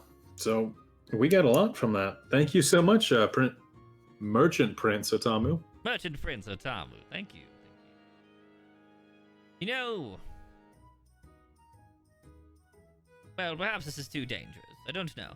I'm not sure if this would help you. I have in my possession a log, if you will, a journal by an unknown wizard who once explored Chult. But I'm not sure. I've poured through it, and I'm not sure that it has anything of extreme benefit to your journey. No cool spells or interesting locations? It's not a spell book. I'm sure he died with that, as all good wizards should. But he does make mention of some locations. But I'm not sure if they're beneficial, if they're useful to your quest. Chult has many mysteries and many dangers, and one would hesitate to inspire you to go to a location that's not beneficial to you.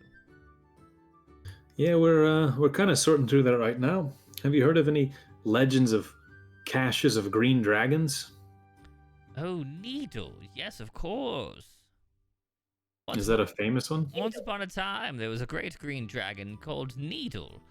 She had a vicious tail, much longer than the average dragon, and would use it to quite lethal effect. Yes, legend says she dies somewhere to the southeast. Oh, excellent. Yeah, another pub rumor we heard that we thought we might potentially pursue. Hopefully that can be the bait we need to get a guide to come with us. That might work. Yes, of course. You'll want to take the riverboat down to save yourself time and danger. Oh, you have a river boat. No. I don't personally, but boats do go down each of the rivers that leave the city. Are they expensive? Not terribly. Wonderful. We needed to know that ourselves because we figured that might be the best route down there, and apparently it is.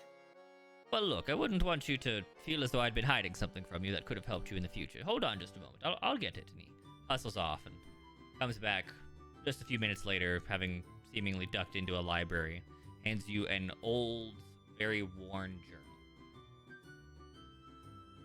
journal. The name has long since worn away, but it details his travels through Cholt.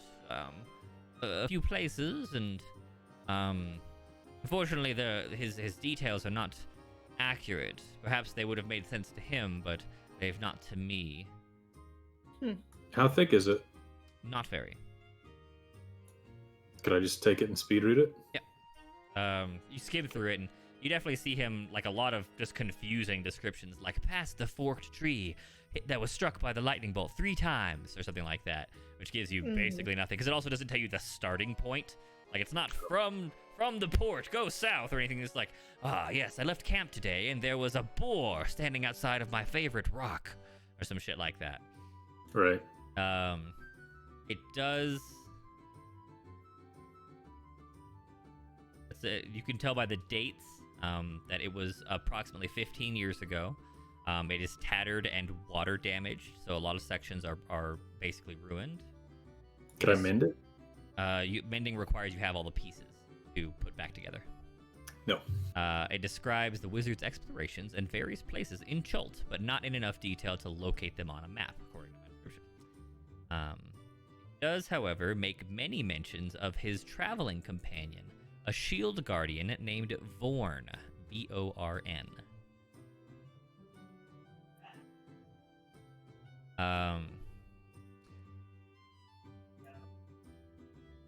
While the book does not tell you much about reliable locations, it does, he can tell you where he found the journal on one of his many expeditions into the jungles of Cholt, which I will mark on the map here after I finish with this. It also contains pictures of an amulet.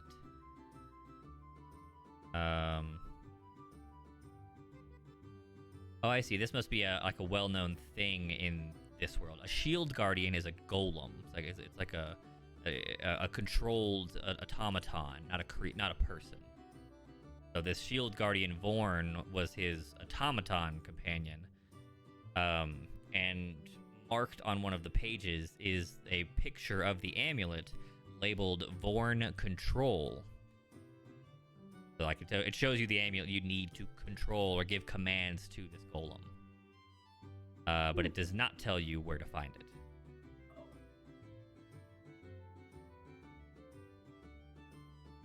As you're perusing through and you get to the amulet page, he goes, "Oh yes, I'm glad you skimmed it. I forgot about that. If you find this, if you can locate this amulet and return it here, along with this construct, if you can bring both of those to me, I will reward you handsomely. Perhaps a powerful spell book. Yes, you would find that useful." Absolutely. Do you have any hints or clues as to where it may be lying? At best, I could tell you where I found the book itself. Surely it must be in that same area, yes? One would think.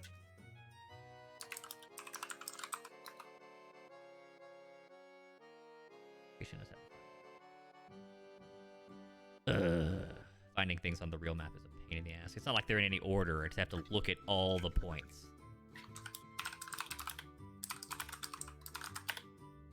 While I hunt. Let's take a break. I need to go to the bathroom anyway. So, go ahead and roll perception and see if you see the name on here you're looking for. Yeah. Alright, break time. Back in 10 while Randy hunts. Okay. I'm in a wrap for tomorrow.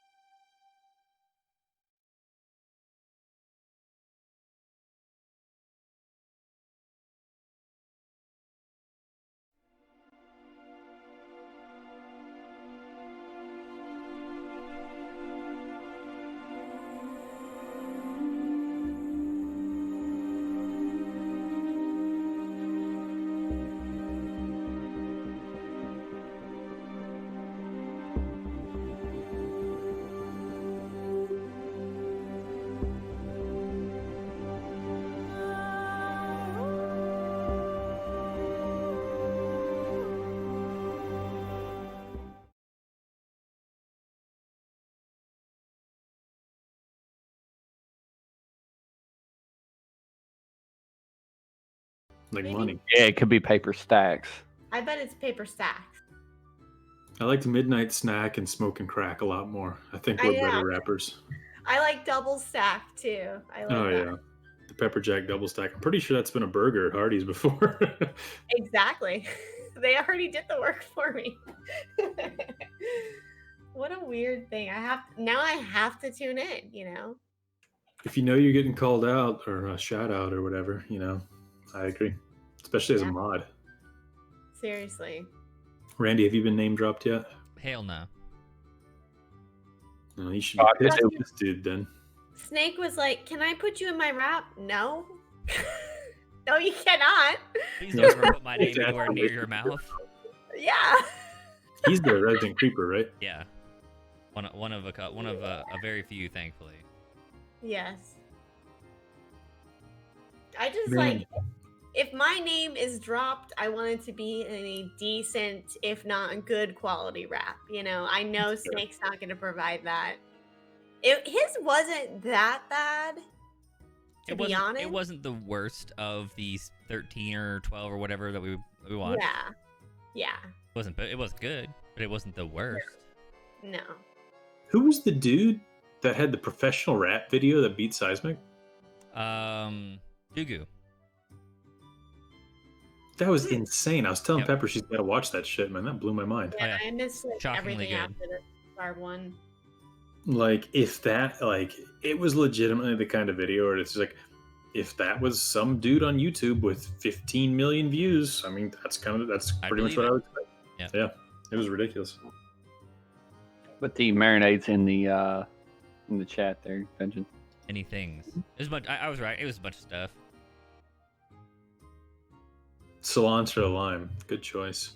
A little Mexican style. James, have you returned? Cool. My time. Yeah, you're back. Good. Yes. I have marked Vorn on your player map. It is west of Camp Righteous. Little pink circle Why, that there. was the name of the golem himself. Yes, that was the name of the Guardian, and the location is named Vorn, so I just wrote it there. You can, as players, take from that what you will. He's probably over there. But the journal, so the journal does not tell you about where he is or anything about locations. It really just says some little shit about their travels and talks about Vorn, his Shield Guardian Golem. And then Wakanga has offered you a kind of like retrieval side quest that if you can bring both Vorn and the amulet, he will give you a valuable spellbook. Worth at least 1,500 gold pieces. If not more.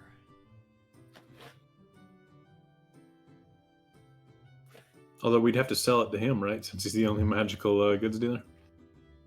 If you didn't want to use it yourself, yes. Oh man, super secret, cool local spells. That'd be even better. Would they be homebrew spells? No. Okay. In fact, I might give you something cool just for fun, but the entry literally says Wakanga offers a spellbook containing blank randomly determined spells between levels 1 and 6.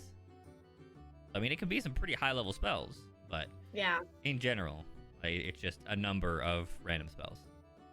Okay, gotcha. Cool. So we could either power or money. Indeed. Yeah, of course. I mean, you could elect to keep Vorn if you found the control amulet and it worked. I was thinking that too. Having another tank around might not be a Have bad yourself idea. A golem pet. All right, so, well, this location, hang on, what am I talking about? Mr. Atamu, this location of Vorn, the general area, why, that looks not too far from Camp Righteous. If we could find a riverboat downriver, so what's this thing here, Soshin Star, that could serve both of our needs. Yes, I suppose so. And do these riverboats leave regularly, or is it something we'd have to schedule?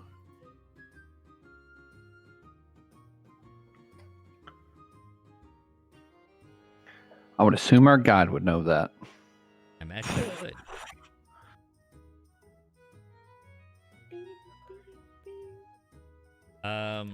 Just for point of reference, when I mention them later, this is a peninsula that leads to the sea, so somewhere in the center is the highest, or is supposedly the highest point, but somehow also the rivers. No, that makes sense. Yes, you'd be going up river because you're heading inland. Like I might be saying up the river Ocean Star at some point, just so you know. Yes, I imagine certainly a guide would assist you with that. Now there's people coming to and from the camps at semi-regular intervals. Yeah, I guess we could just get somebody to take us to Camp Righteous and figure the rest out on our own.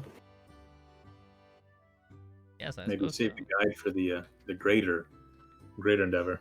You know, if I don't miss my guess, didn't I? Yeah. Come here just a moment. Calls to one of the servants. Didn't we meet with a I would say paladin, priest, cleric? He's talking to his servant. Recently that was trying to get up the river, trying to get to one of the camps, right? Was it Vengeance?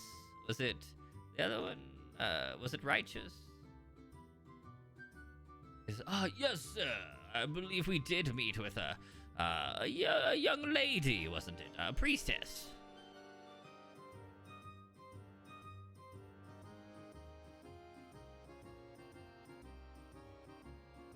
I wouldn't call her a guide, though. Oh, yes, you're right. Perhaps an opportunity for a little extra funding, then. If you could locate her and escort her, since you're going that way, you might find yourself with an extra hand if you're in need of aid, and a little extra funding if you make your way there. Yeah, we could be more than happy to escort her if we're headed that way. True. Yes. I believe her name was, Silvertusk, yes. Tusk, is it, what kind of humanoid is that? She was a half-orcish young woman. Oh, cool, probably pretty strong.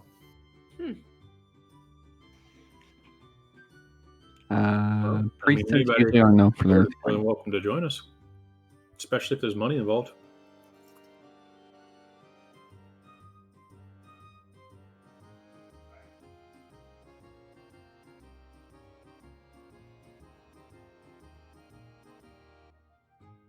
All right. Okay, so I think we might be open to going to have a quick chat with Ethan, and then we're gonna set off to the southwest. Where is Miss Silvertusk right now? Oh, well, I mean, if she's trying to get to the camps, then she'll have to be seeking a ride or a guide herself, so probably with whichever merchant prince I said that was. It has all the guides around. Yeah. Joe Ball. Joe Ball. I need another sheet of paper.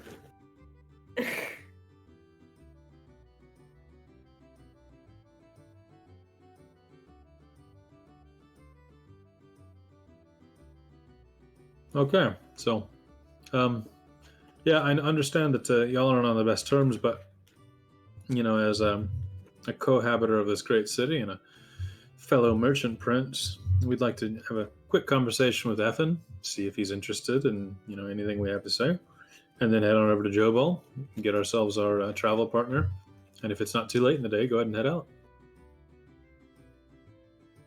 All right.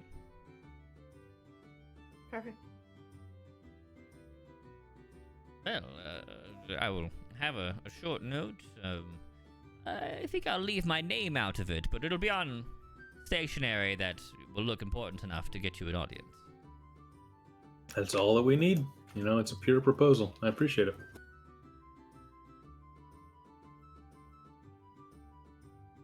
Well, best of luck. I will give Madame Sylvain your regards. Merchant Prince Atama, it's been an absolute pleasure. We will do absolutely everything we can to save Mrs. Sylvain. You have our word. Marvelous, yes, of course. Do be in a hurry. She wastes away daily. Oh, we saw. And given her generosity and kindness, it'd be a damn shame. Certainly. Good day, good day. Wanders Bye. off. The guards escort you out. Thank you. You get a real awkward goodbye from. All the villas are in the same area, so it's not too hard to find the one that's you can hear dinosaurs, like large stables of dinosaurs coming from one of the villas. That's probably the one that's Ethan's. So this is Ethan Talroa, runs the beasts and beast training in the city, in the area.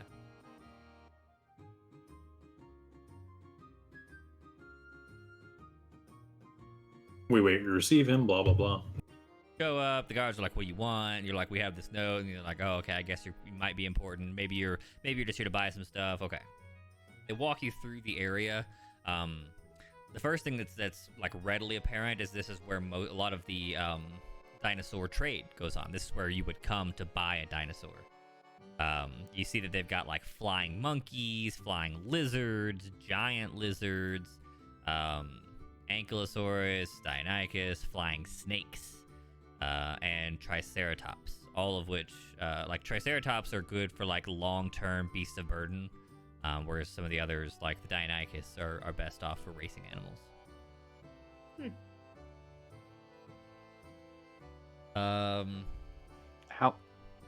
How big are some of these? The flying ones. Not very at all. Quite small. Tiny, small, or like small? Tiny small. Okay. The flying monkey is a small beast. The flying snake is a tiny beast. Okay. Means they're still too small for you to ride, if that was your question. Yeah, I was gonna try and see if I could get one to either carry me or let me ride one. Something that carries you needs to be one size category larger than you. So it has to be at least medium for you. Okay, that's what I figured. That's the reason why I was asking. Right. Ethan Talroa, a kind of miserly and distrustful looking man, comes out to meet you in his foyer. You can tell that he already doesn't like you when he walks in the room. Hi, I'm Ethan Talroa. How can I help you? Ah, Merchant Prince Talroa. Thank you so much for receiving our audience today. Absolutely. You arrived with a letter of introduction, though he did not sign his name.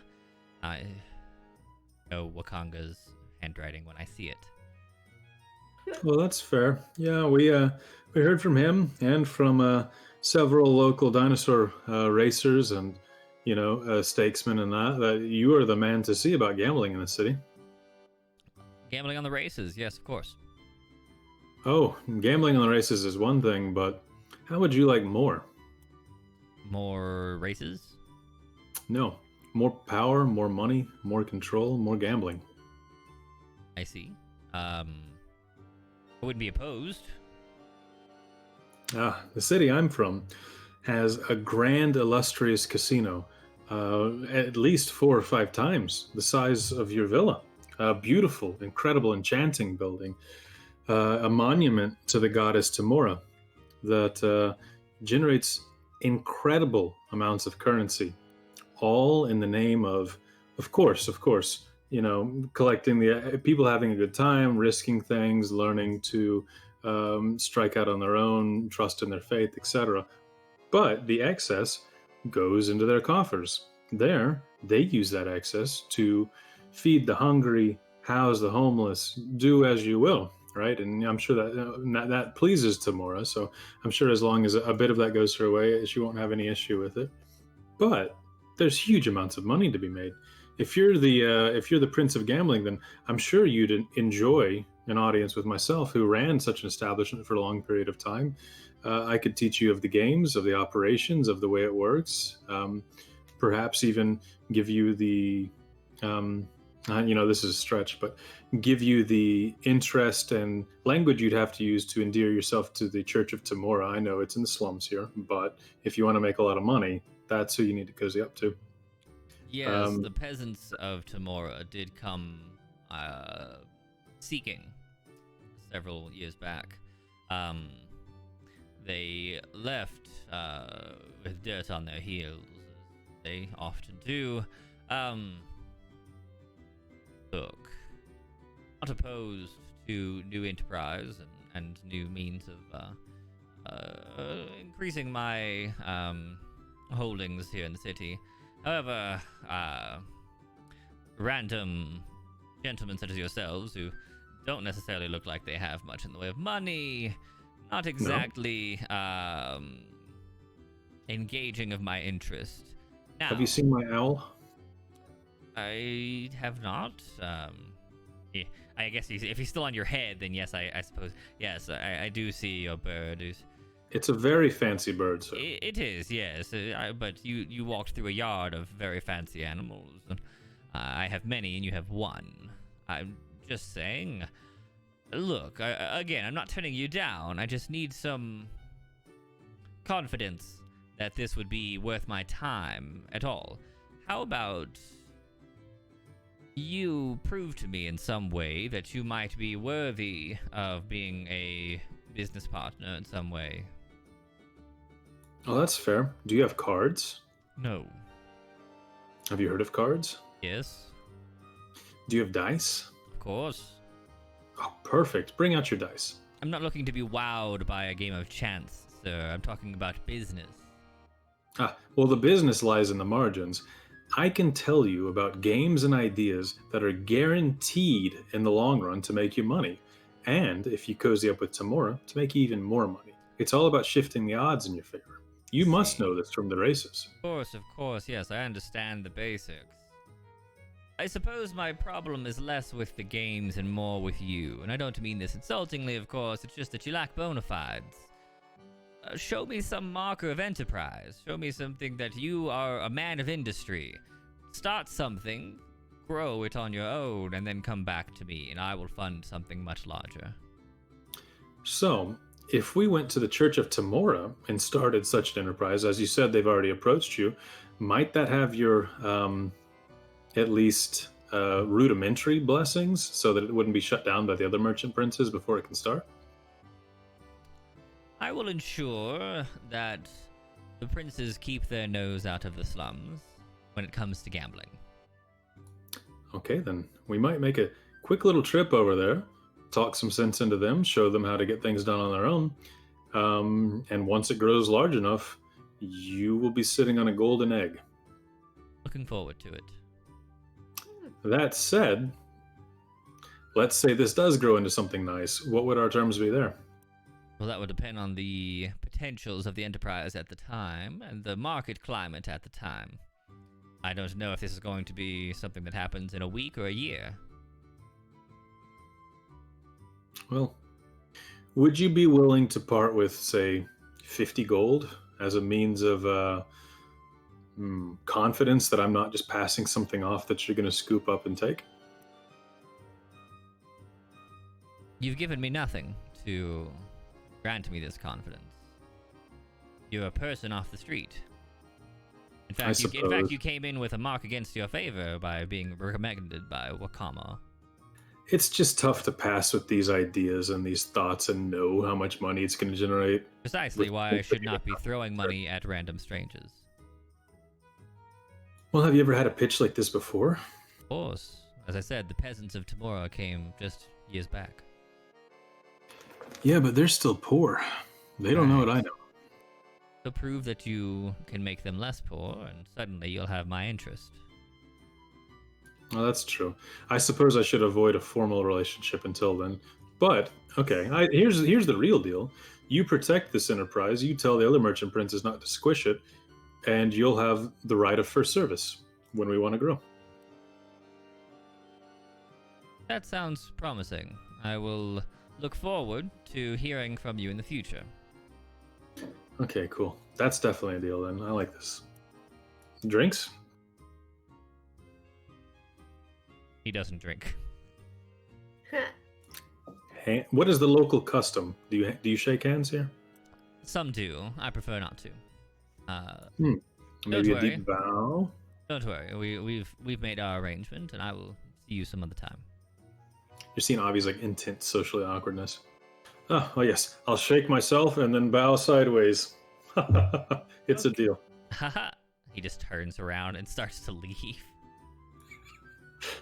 All right, cool. So one quick little trip over to the Church of Tamora, and we'll be making a lot of money in the future. You guys exit the dinosaur villa. I'm gonna lean into the general. If you want to make a play for one of the dinosaurs, this is your chance. I'm just I'm not actively sure looking around for an egg. how to do that. Doesn't seem like I'm going to get much leeway with that guy.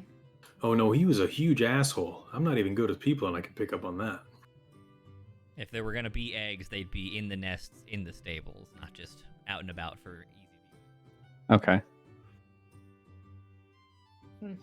I guess I should have said that while they were doing that. I would try and sneak off and go look at the stables. Yes. It's not too late, right? I mean, you're on your way out at the moment. You could still see. Yeah. Not unless, and if they stop to actually look at the animals, I will. But otherwise, I'm not. Yeah, we'll stop. You guys swing by one of the stables.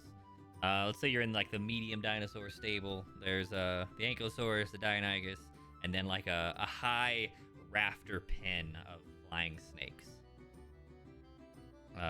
Several of the breeders and handlers are out and about in the area, and you see quite a number of guards take notice as soon as you head towards the goods, basically.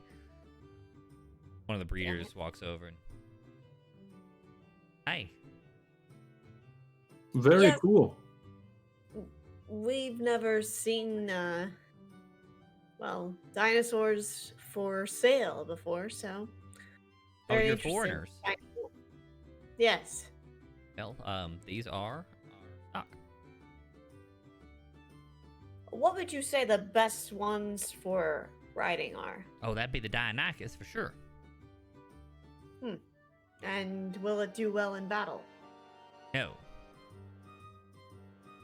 Which one would? Well, probably the Triceratops. If you're looking for something that's hardy but not fast. Ankylosaurus also probably a good fighter, but again, not fast. And I'm going to kind of ask about the like one of the fast ones, as well as the flying snakes. But I want to also try and see if this guy understands thieves' cant, and then see if they're willing to do any like back alley deals, or if they're trying to slip anything under, like basically under the table for their own profit. He does not respond to your thieves' cant. Okay. Which one's the fast one again? Technically, rules as written, the Triceratops is the fastest, but it's also the most expensive and the biggest. Weird. In the normal sales range, the cheapest fast one is the Hadrosaurus, and in the medium sale range, the Deinonychus. Which one would be the sexiest? That, sir, that'd be the flying monkey. It's gotta be better I than can the I can flying see it. snake, I can see it. So the question for me is would knowing whether or not I build the stealth away or build the sleight of hand things with the guards watching me that close, I'm going to assume that I'm not going to be able to do anything unless there's a distraction created. That's a question you're gonna have to answer for yourself. Oh, okay. All right.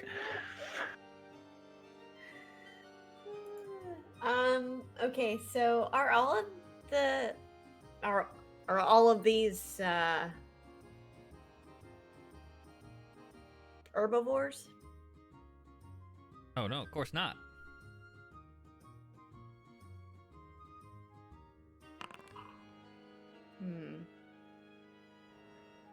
I was going to say, based on nature, would I know anything that would possibly cause a commotion with the dinosaurs? But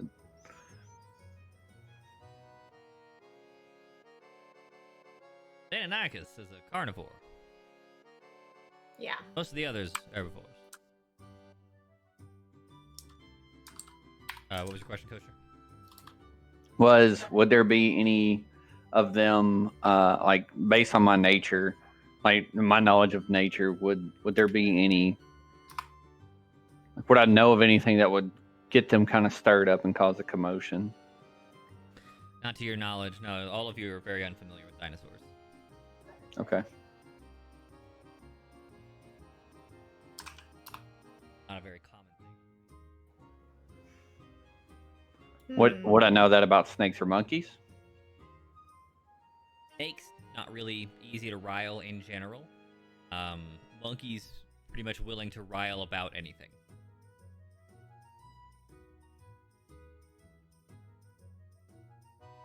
Man. All right, give me a price range on the. You might be buying 2 new cars today. Y'all ain't got enough money for this. I Don't definitely worry. don't. Don't worry. Just give me the breakdown. Well, of course, yes, ma'am. Well, the low end, that's 150 gold apiece. These here in this barn, they're 275, and of course the Triceratops, well, he's 550.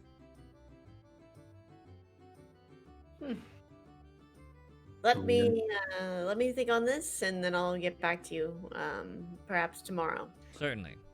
I'm gonna really go ahead. Sorry. No, you're good.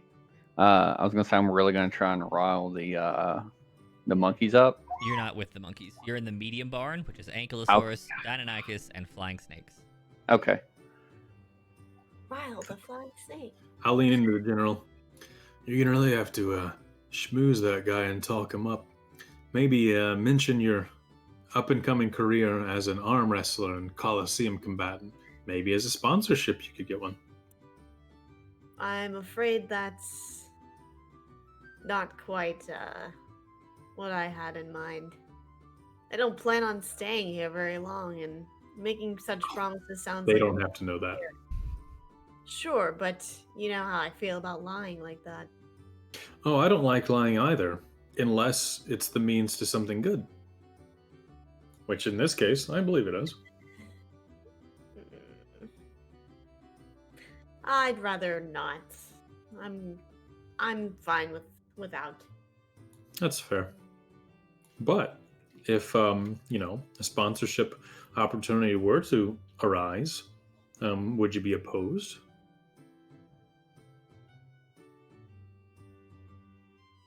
I suppose not. I guess I could give it Cool. my best shot. Well, let's try then. Mr. Stablemaster, sir, Yeah.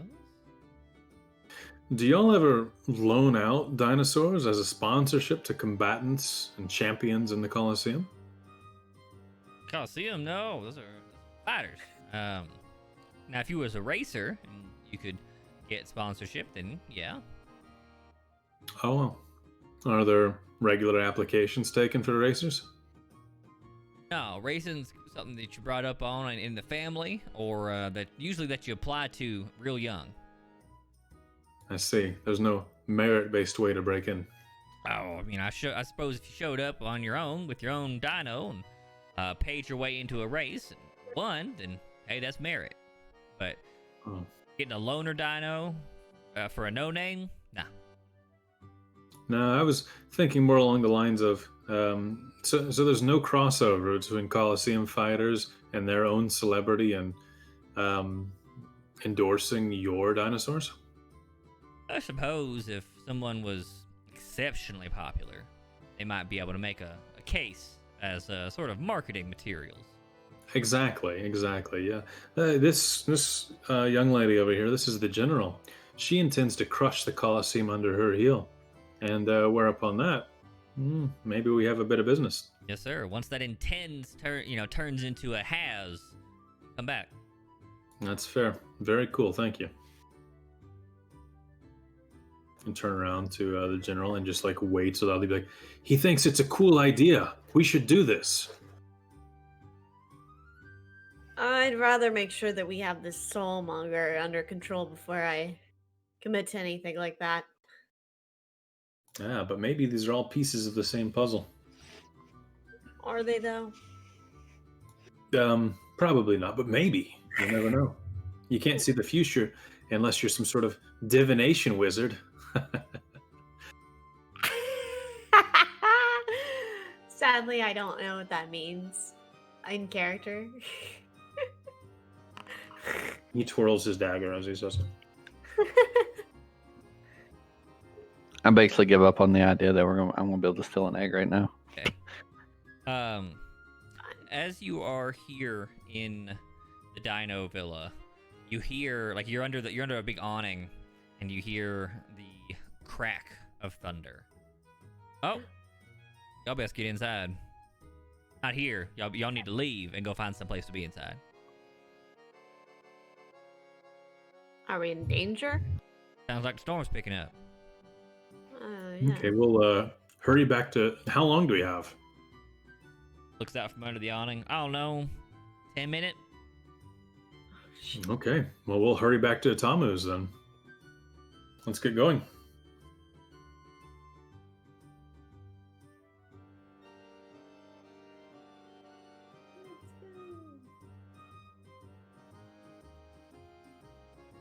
And I'll just start running in the way towards the door and trudging over to Atamu's and hoping everybody follows.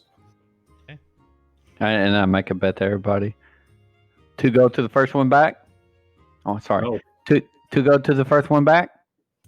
we need to all get there.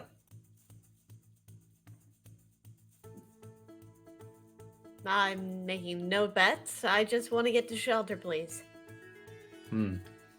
Yeah, I'd like 4 sets of feet safely away from whatever the storm that creeped that man out is.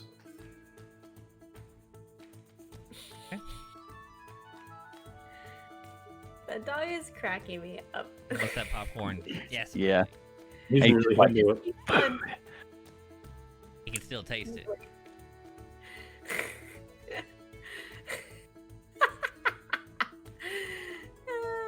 right. You guys make a run for it as the storm goes from like it was already raining, but it was like a misty day, low rain. It goes from mist to like full-blown tropical storm in the span of 10-15 minutes. Heavy sheets of rain. You can't see more than 50 yards at like at any given time. High winds, all waves. If you look out to the sea, big cracks of lightning. This is some storm. I'm gonna really hate this if we're traveling outside of the city. So, who's around? I mean, we ran into Atamu's. They didn't bring you into the main villa. They kind of like ushered you over to one of the guards' cabins as they were all heading to get under cover. So, there's guards around? Yep, guards. Let's turn to the nearest one. Are these particularly dangerous storms? Oh, if you're under cover, really? Are they normal storms, as we might experience, away from this peninsula? Away from the peninsula, I wouldn't say. I mean, they're heavy storms. If you're out and about, caught outside of cover, yeah, you probably run some risk. Is the standard thunder, lightning, and rain, that kind of stuff, not like a magical, crazy... Oh, yeah. Just thunder, lightning, rain, wind. Okay, but, cool. I mean, the world's not exactly a safe place, so you were, say, in the swamplands during one of these, say it goes from scary to deadly pretty quick. Just from the amount of water? Right, you're already knee-deep in water, now it's coming down in buckets. And say you're unfortunate enough to be spotted by some of those vile dead while you couldn't see and couldn't move. Oh man, the dead here can swim? No, they would walk in the water. Walk underwater or on the water? I would never say it gets above eye level. Well, maybe for you.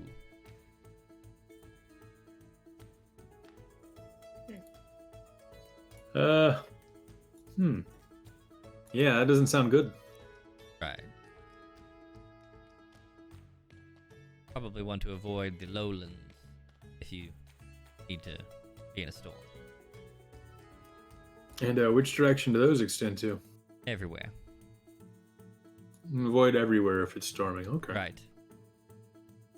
One of the guards like starts to laugh. He's like, "Oh no, that's pretty good advice." Yeah. Say, any of y'all have any friends or family out in Malar's throat by chance? In the slums. Yeah. Nah, not really. Me and mine, we're out here near the harbor, and Daniel, y'all are in the top of the ward, right? Yeah. Sorry, no. I figures worth a shot. You guys hang out and shoot the shit for, I don't know, maybe an hour until the real like heavy part of the storm blows through, and they're like, "Oh well, time to get back to duty." They head back. It's still raining, and like not just a little. It's still raining, but it's no longer dangerous. Well, Tom was a great guy. He offered us information, a cool quest, sheltered us from a storm. I almost feel like we owe this guy.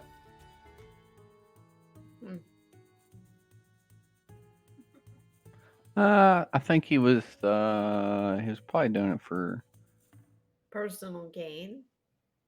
And for what ends does anyone do anything? that, and probably his friend as well. Oh. Friendship.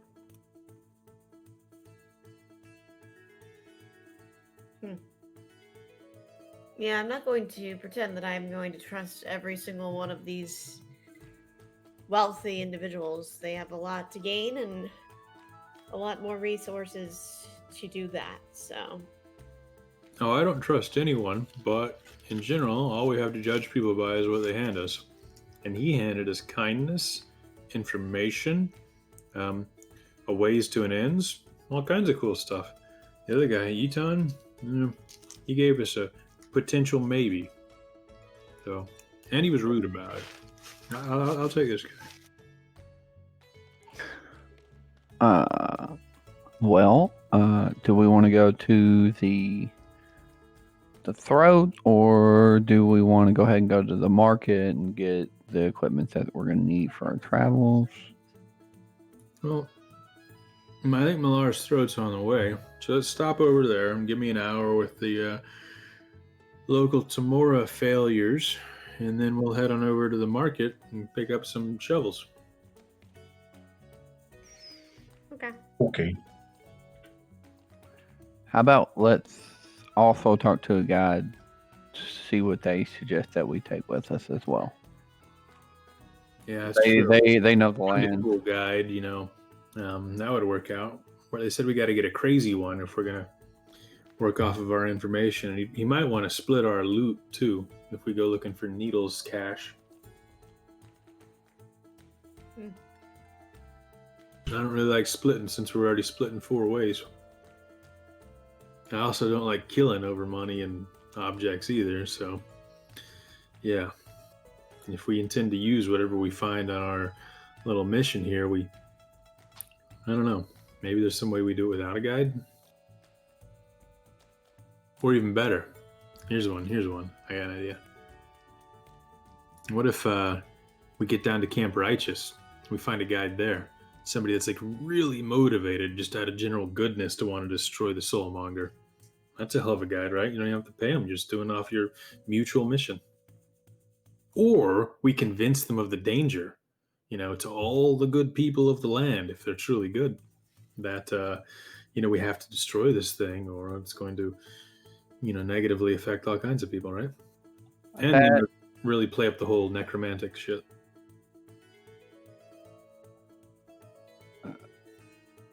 Okay, but I still want to talk to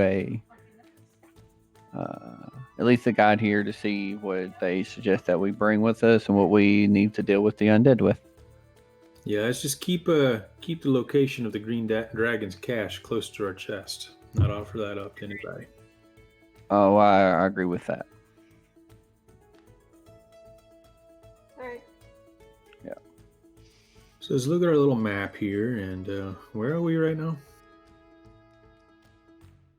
You guys are in the villas up in the ward.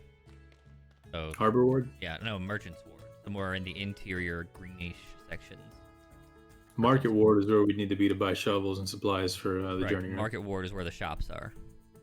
Okay, so, well, let's head on down south, stop by Malar's Throat, and, take care of that, and then we'll go on out to the Market Ward, buy some shovels and such, and see if somebody can hook us up with local guides and see what they're thinking. All right. And then, if there's still somehow daylight left, we head on over to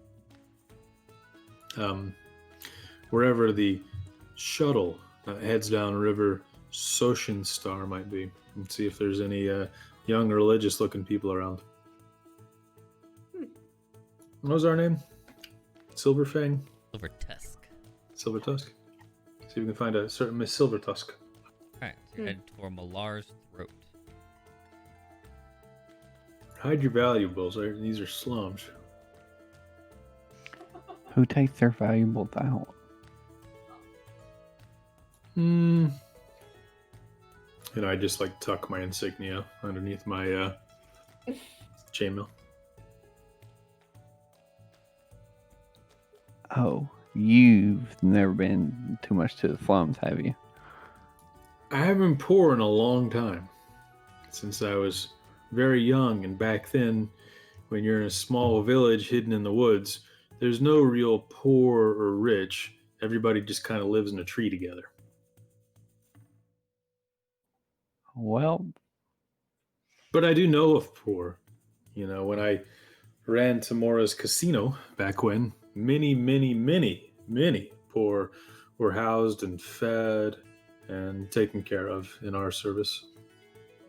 my suggestion is for you guys to make a little bit of your stuff available. Just trust me. It's better some than all. You mean show off a little? No. Just hide everything else, but a little bit. Put a couple copper in your big pockets and hide all your gold in your small pockets. Right. That sounds like a smart idea. I mean, I have money on me, but really the only thing important to me is my spellbook. Everything else can be replaced. Well, if traveling in a party of 4, you're not likely to lose that, but you're I'll liable make- to lose some. I'll make Plus, sure I mean, that I watch us I don't- very I carefully. don't look like a wizard, so nobody would think to steal a book from me. I don't intend to allow anyone to steal from us while we pass through. Yeah, plus we're there to help. That'd be a real asshole move to steal from us, right? Yeah, not everyone knows who we are. Nobody knows who we are. Right. Hopefully. Alright, so you head for Malar's Throat, making your way towards Ubtau's Jaws, the westward facing gate.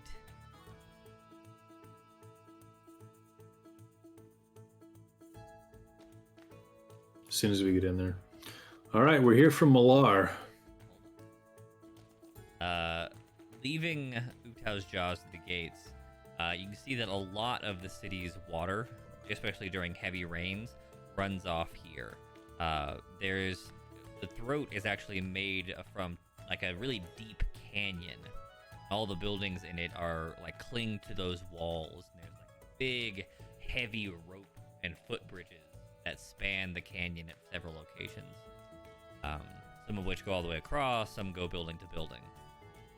Navigating this area is time-consuming just because there's no direct path to almost anything. You have to go over a couple buildings, cross a bridge, cross a couple buildings, cross a new bridge, go down a stair, cross a bridge. Finally, you found your spot. During the rains, it suddenly looks very deserted as everyone rushes for the few buildings that are watertight to hide inside of. You can see now, since it is a heavy rain period, that as you leave the gate, aside from the buildings like closest to the wall here, where they're a little more sturdy ground, this area looks completely that real big kind of ridge and canyon area start.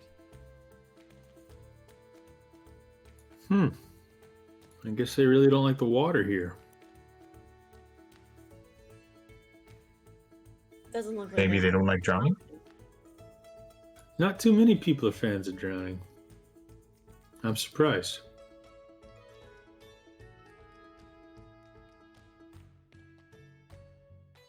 I'm gonna peek around. Do I see a Temple of Tomorrow? If you had to guess, you'd say it's probably that kind of sorta gold-topped reddish building in the center of the swamp. It's pretty close. It's not. That's a good distance. Oh, we're at the trees on the far Yeah, east. you're at the trees right there at the entrance to that area. I mean, that's probably 200-300 feet, including who knows how many bridges. Well, there's a gold dome. That's got to be some kind of religious building. There's no way that poor people are dumping their money into anything other than religion. Let's ask just to be sure. Yeah, that's cool. I'll do you one better. What the hell did I name my L? Obi. Obo. Obo. So close. Obo. Obo, how about you take to the skies and see if you can spot a Temple of Tomorrow for us? Ooh. Away! And I hold my arm up. He flies around, and I mean, he's a bird. Do I What? see him land on anything specific? He definitely knows what our Temple of Tomorrow looked like. Right? Why would this look like your temple? Same Plum's symbols. District, like down. It's got to have from the symbols on building. the front. Maybe on the front, yeah. But then he'd be like, because you're facing the back, right? So he'd like dive down, and if he's gonna land on the front, it'd be on the far side of the building. So I wouldn't see that. Nah, you do see, like, I guess at best you see that he dives down somewhere in the middle area of the throat. Okay. Then I'll Circles communicate back. with him. Return. Ooh. Okay, well, he found something. Let's head on out. Start waddling in that direction. Is As the we're water going over out. my head? You go for a wander. The water's a problem. Like you can see now why everyone like flees in terror. It's not because they're like super afraid of drowning. It's that the footways are not stable while there's running water going over them. They don't have any like channels or anything for the rain like the city proper does. So it just floods here. And I don't mean like floods high. I mean it's just like flood rushing waters as that rain sheets down. So like you come to the first bridge, and there's that that moment of like, I'm not sure I can cross this. You're hardy adventurers, and some of you are quite dexterous, so maybe you could, but it looks dangerous. I mean, what's beneath it? A couple 100 feet of sheer drop Into water? into 6 inches of water and then stone. Well, unfortunately, this character's intelligent, but he does have featherfall. True. I Featherfall does save many lives. have abused that spell too much in this group. It's fine. Okay, so how many people can be affected by this? I'm new at the whole You wizard thing. can hit a whole group with Featherfall. It's like it's plenty. 6 people. Yeah, 6. Okay, That sounds right. so then I'll turn to the group and say, okay, well, let's try to make it across these perilously dangerous-looking bridges, and maybe we make it, and if we don't, I'll snap my fingers and we'll all fall lightly together. But where do we go after we fall? Looks like down there, and then we'll cross it on the ground and trying to find a way to climb ourselves up. Hawk says no. Nope. I mean, aren't you a roguish type? I'm sure you're very dexterous. You should be fine to cross this bridge. Yep. Not cross this bridge. Okay, well, I am. Does anybody want to go with me? I mean, it's fair if you don't. Technically, only I have to go try and coach them, and I could be back in 2 hours if y'all have other plans. I'd rather not try and risk my life. I know you say that you could potentially save us if we did fall, but Nah, Well- I definitely can. We would float like feathers down to the bottom. Yeah, and then what? After that, what's the next order of things that we do from there? Well, let me squint my eyes real quick. Does it look like there's a way to climb up if we do fall down? I mean, there will be bridges and stairs, and like it'll be roundabout, but eventually, yeah. Well, if we hit the bottom, then we climb a couple sets of stairs and we continue on our way. Could we make it faster to the where we were looking to go by doing this, and just go that way, and then kind of slide down, and then go up whenever we wanted to get to the If temple? you're afraid of a rickety bridge, I suppose. It does kind of make you look weak, though. That's perfectly fine. I mean, I don't I'm perfectly intend to use one of my spells unless I have to. I'm perfectly fine staying over here. I don't care if that makes me seem weak to you. It seems No, I understand. You're very strong and muscly. Maybe not so quick and dexterous. General, want to play cards? Yeah. Sure. Y'all play some cards and do stuff. I'm gonna try and cross this little bridge and maybe float down and walk a bit. I'm not the fastest, but I'll get this done as quick as I can, and hopefully I'll be planting seeds for Timora to grow something big and strong here, and for us to make a lot of money. Help us on our little adventure, since this seems to be quite a trek, judging by these maps and everything that we've seen. How long did the last rain take to go away? About 10-15 minutes? Well, it took 10-15 minutes to slow down from torrential downpour to heavy rain. So right now, is it still heavy It's rain? still heavy rain. I mean, it might be heavy rain all day. Okay. All right, that actually changes my attitude towards it a little bit then, I guess.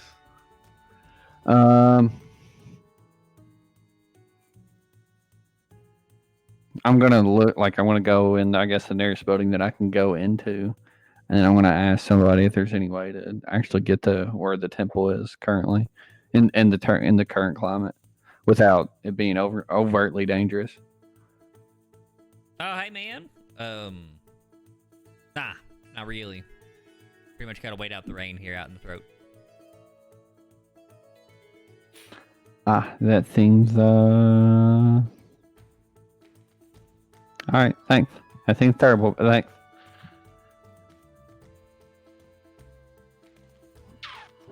Well, so that answers that question. I'm willing to go do something else at this point. I'm like, all right, well, we can go talk to a guide or something. We can split off and do each other's business and then meet back up here in a couple hours. Does that work for you, Avi? Sure. Maybe y'all go buy the shovels and then meet back up here with me. Sounds like a good plan. All right. I'll see y'all in 2 hours. So, 3 of you are going to do something while Avi attempts to navigate the throat. Yep. He's gonna get robbed. Oh no. Avi, roll acrobatics for me as you attempt to navigate the bridge. A 20. Boss. You easily navigate the first of several bridges on your way toward the temple. Couple slips and falls, but you manage to catch yourself along the way and don't find yourself falling to an early death. Since I'm small, can I use Oboe's gripping of my shoulders to try and steady myself to give me an advantage on not falling? That would imply that he has to be like actively flapping to try and balance you. Yeah, if he maybe he feels like if I slip a little, he starts to do that. I guess the problem is that like it's not easy for birds to fly in heavy rain anyway. You're Right. more likely to probably create a problem. That's true. Yeah. But what about a bird that's just like been so accustomed to being on my shoulders that he feels like an extension of me, much less like a spiritual animal like that?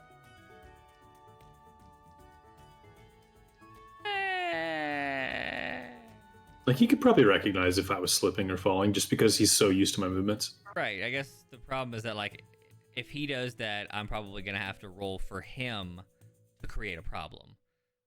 Like he's gonna Right. like imagine that like he's gonna I'm gonna save him, and then like He has an independent brain. gust Yeah, of wind and rain. Ah, woo, ah. that's true. I'm thinking of him as a tool, but he's an independent Right. creation. He's a bird. He's, like yes, he's a summoned bird, but he's a bird. Right. That's fair. So that won't help. Okay. All right. So you navigate. You go down some stairs. You pass through a building. The people are like, "Why is this guy traveling in the rain? Stupid." Go to the next bridge. Roll acrobatics.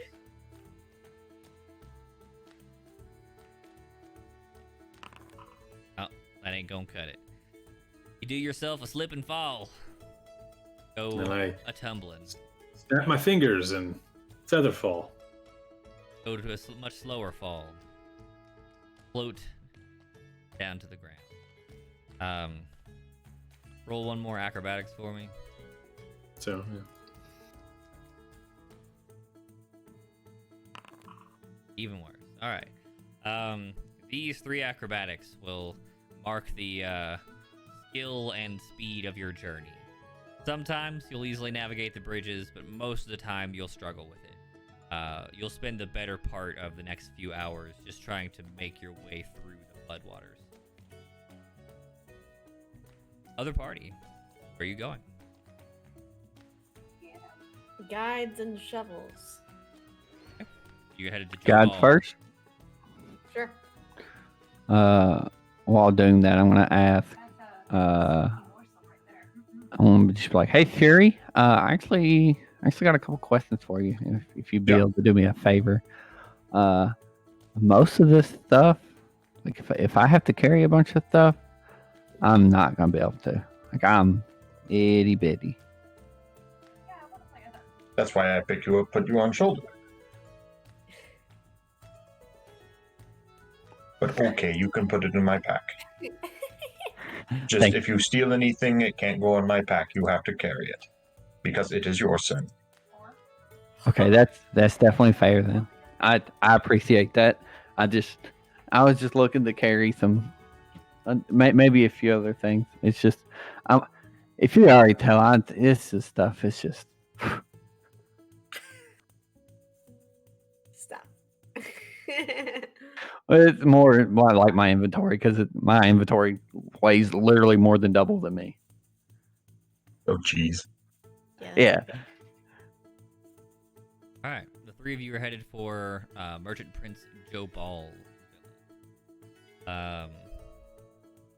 Jobal is known in the city as the man to go to for both wilderness guides and mercenary or sellsword work. He himself is reportedly was once a very successful guide himself until he discovered an extremely valuable cache of gold, jewels, and whatnots, and turned himself into a prince instead. You arrive outside, and you see people coming and going. It looks a lot less princely here, a lot more like it's still obviously wealthy. The building is large and like sturdy and well created. The estate area are well maintained, but it's less ostentatious. People coming and going look a little more rough and tumble. The guards lead you inside, and you see that man, Merchant Prince Jobal. Short beard, ever so slight bit of gray, kind of large hair. A large forehead. Yes, you got a solid 5 head. Welcome to my estate. How can I help you? Greetings. We appreciate you taking some time with us. We're interested in guides to attend a mission with us. Oh, well, good. You came to the right place. I run all of the guides in the city. Do you know anything about something called a soul monger? A soulmonger. I cannot say I do, but if it is of value and you need a guide to find it, I can certainly be of assistance. If you need help picking a guide, of course I can be helpful to you. And should you find anything while out on your trek, well, your guide will know of. There's a very large motorcycle here. Your guide will know of a way to help you bring it home. Do you have a guide that specializes in assisting in missions that deal with the undead, perhaps? I would say that's all of them. All the guides, well, they head into the jungle. The jungle is filled with undead. Why is the jungle filled with undead? Has always been so. Some say that the land was once upon a time the den of terrible witches, liches, and wizards. And it's just the undead now? Those witches and wizards don't exist? One could not say. I have not heard of them recently, but you know, who could say? Who? Indeed. Now, perhaps a task, an opportunity, if you will. I myself, as you probably have heard, was once upon a time a very successful guide, and I like to arm my guides with information as much as possible, and, well, in that vein, their job is to guide people, and, well, the primary tool of a guide is a map. And maps of Cholt are extremely rare and in high demand. If you could map your progress with extreme detail, I might be willing to pay for that service. If you find any maps that are well detailed, I would love to buy them from you.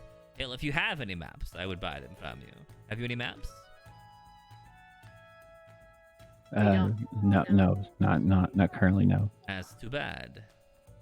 But I actually do.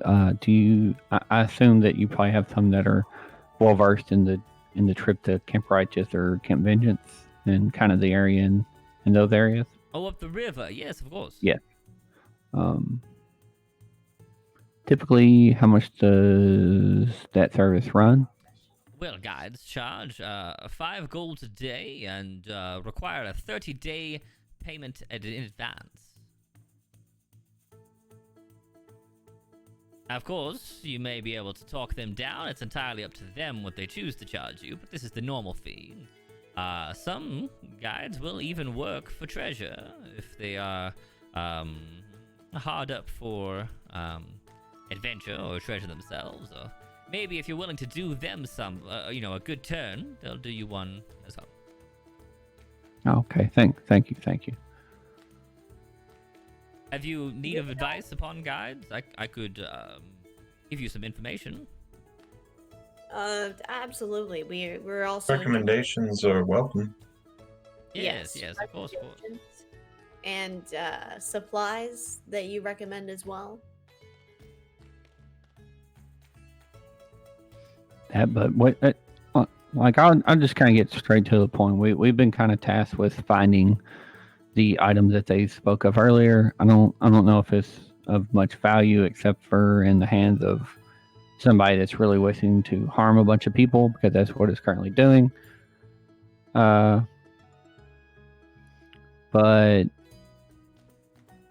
we're kind of low on capital, so we sort of need a guy that we have a few avenues that could really make us a few large sum of gold, but we're not entirely sure how much.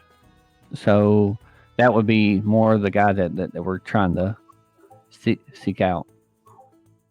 Well, I could name off a few, to be of help. I like that timing. Yeah. I heard a little clicked. I assume he goes through all these. Yeah, I so was so born in the jungle. I was born in the jungle, molded by it. Everyone is Bane. Everyone's Bane. So yeah, he goes through this list. He gives you these what 6? Yeah, these 6 names or groups of names. For those of you who are watching on the stream, I've given the players a list of people that is too long for me to bother reading here. But he gave them 6 guides that they are reading short descriptions of.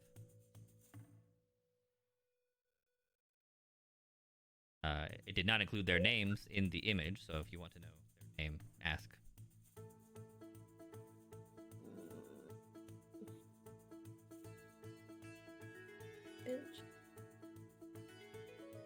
Too expensive.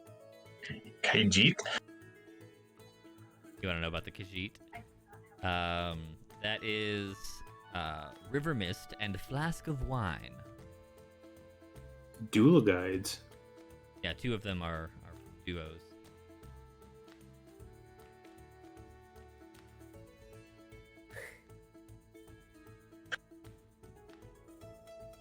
I'm guessing Firefinger is a mountain, but I've not seen it on this map. Correct. So, Firefinger yep. is a mountain.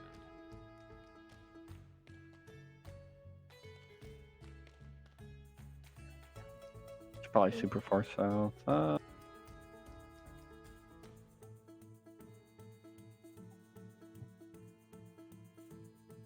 I like first woman. She directs to point as alternative.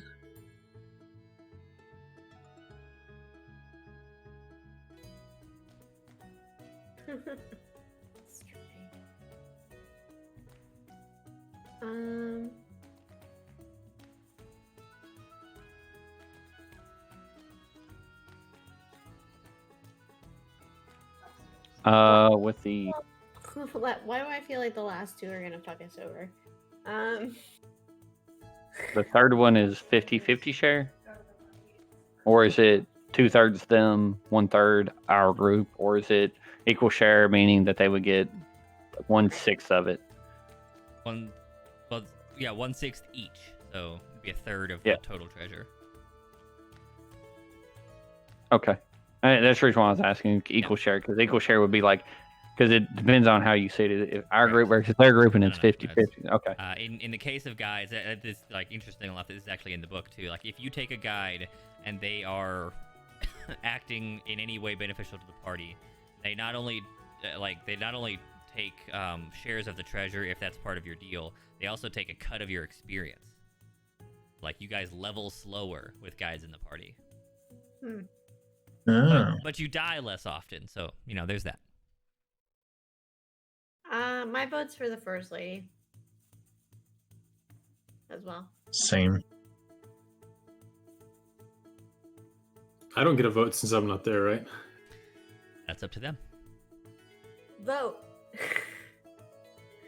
I wouldn't know if I'm allowed to vote. You'd have to come talk to me first. Right, they would have to come find you, tell you about everyone they'd been told of, and then ask your opinion. That's fair. Alright, fine. Fuck you. Your vote doesn't count. We're not talking to you. Y'all can figure it out as well as my dude could. Alright, so I've heard one for the First Lady. It sounded like Fury also liked First Lady. What do you think, Hawks? Yeah, Hawks.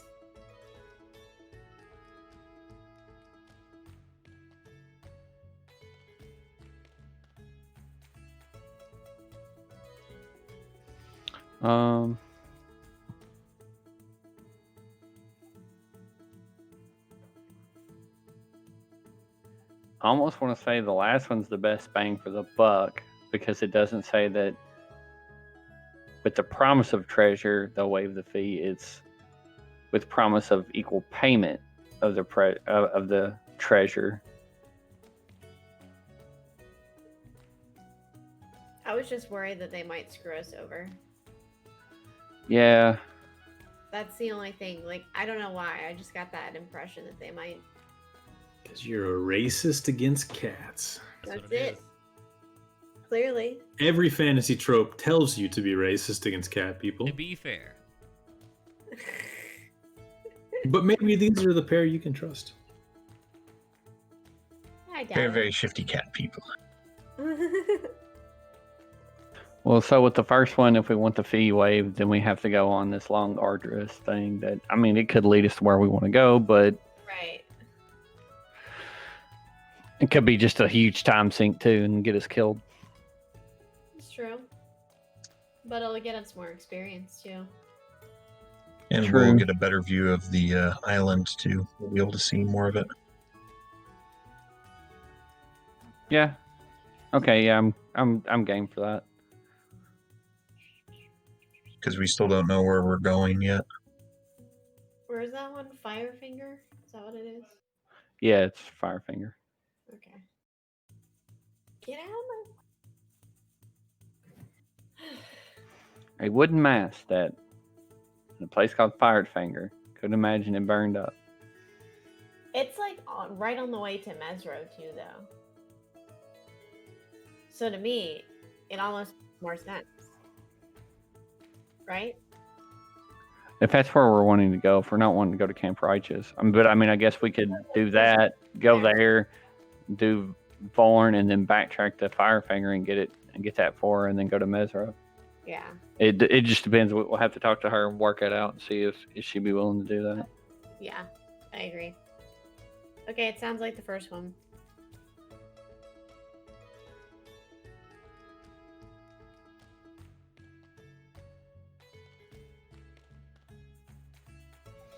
Yes. He tells you, of all of them, of course, one you're choosing is named Azaka Stormfang, a female Azaka. Bolton human local.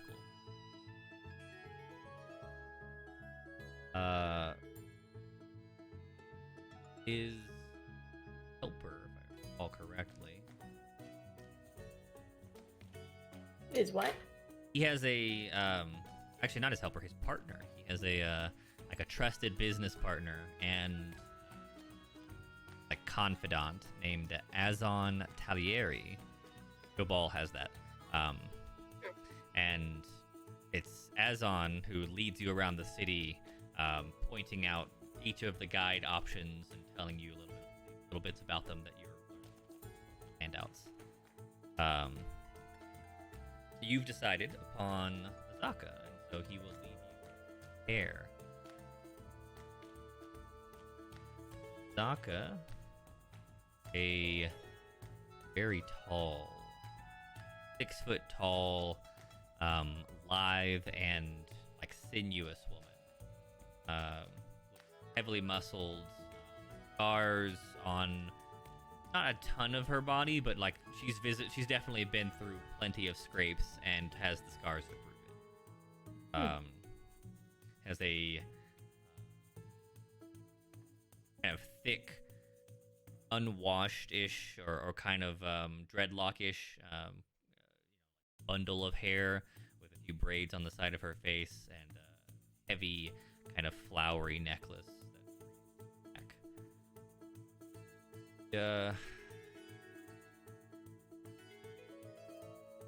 Game, there we go.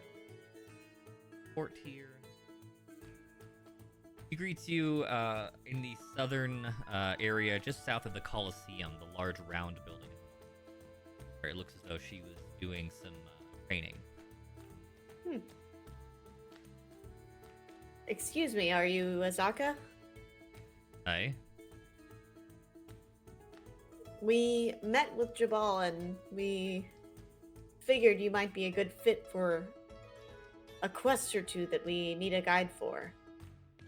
Oh, you need guide. 5 gold per day, 30 days up front. Well, we did read that you have a bit of a quest yourself in Firefinger. Oh. We thought we might work that in. I could use a hand. Where is it you're trying to go? Well, we're actually wanting to go to a couple places. One is Camp Righteous, possibly Camp Vengeance, and then also Mesro. Ezra is on the right direction, but the other two, they are basically the opposite side, yes? We are aware. If we could avoid them, we certainly would, but we feel strongly that these places are worth our while. Well, these would be a separate journey. I will take you to Mesro for free if you assist me, and you would then have to pay to go to Camp Righteous. Okay. Let me take a moment and then let me talk to my teammates. Party? Friends? Well, Companions? Party. That's what. Friends. Definitely not friends. Friends. Friend, I tossed the kobold up in the air. Okay. So I motion to them and we kind of go off to the side. What do you think we should do? I'm going to speak very softly. I think if we find the treasure, then going to the other ones isn't going to be an issue at all. Because it's not like she gets part of our treasure for this. So There's also Dwarf who could lead us, but to his treasure and to other things as well. True.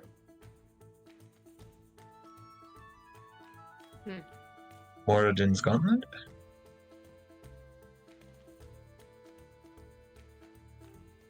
So do we feel like we might want to visit another guide? I'm still fine with this one. I think it gets us some experience, makes us maybe better prepared for Camp Righteous. Or this could be just entirely too difficult for us. Perhaps after we finish with Mesro, we could go our separate ways and try to make it to Camp Righteous without a guide. I know it's not I don't. most desirable, but it might be an option as well. Well, if we find what we're looking for in Mesro, then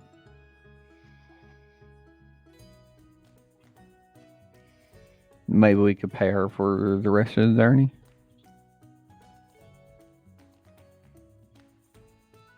Perhaps. It depends on if we get treasure. Hopefully that Mesro rumor is true. Alright. So we're gonna go with this one.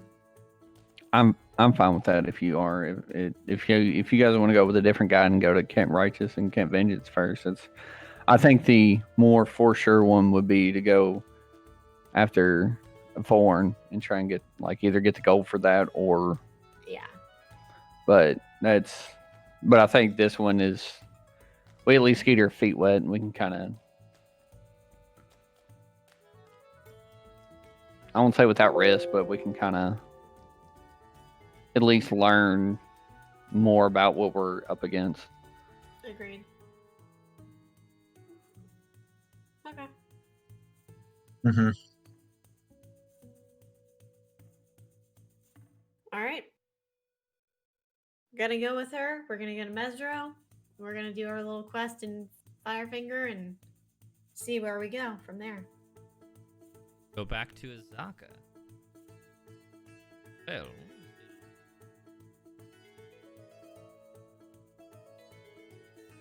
I think we might have a deal.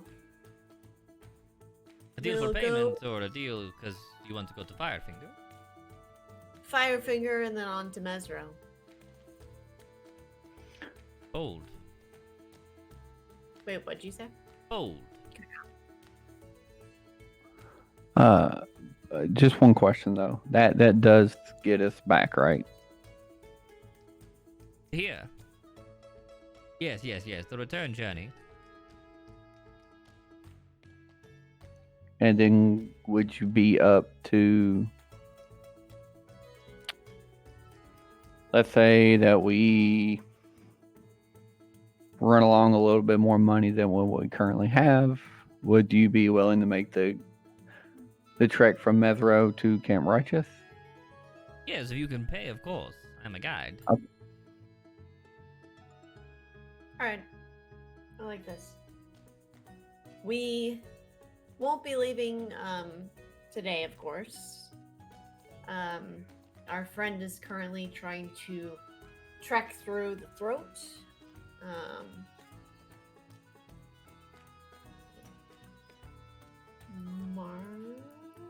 A Lars. That's it. Okay. When do we think we'll be ready? Party. I say as soon as she gives us a list of things that, like, we as her group members would actively need, as well as things that would benefit us dealing with the trek there, like obviously probably like machetes or stuff like that, or also whatever weapons would be best to deal with the undead. So 1 day and time to go shopping and let the rain pass by. Yeah. We're gonna have to make the trek either way, and I assume she knows how to deal with the weather. If you have the money, you can of course buy a canoe. That will save us time, make the riverboat trip faster. They are not cheap. Alternatively, you can book passage on riverboat, which will take time but is cheaper. How much is canoe and riverboat? Canoe is 50 gold, and a riverboat is 5 gold per person. Okay. All of jungle is terrible, just in general. Any travelers wish to bring insect repellent, you will need a means of obtaining water. Groundwater is almost always foul. You'll need excessive amounts of water. The rains and the fouled water just kind of suck it out of you. You'll need who knows, mapping tool if you have no means of mapping. Wizard might be good at that.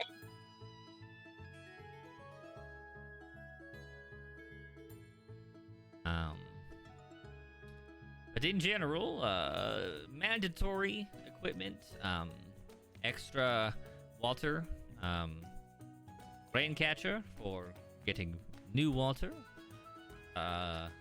probably insect repellent. And what about any sort of type of weapon that's better for the undeads? Not big on the holy here. It was the holy water, but I'm not sure who you can find to sell that in the city. Given that it would be an extremely valuable commodity, I suspect it would be highly priced. Okay, is there anything else? Regular outing gear.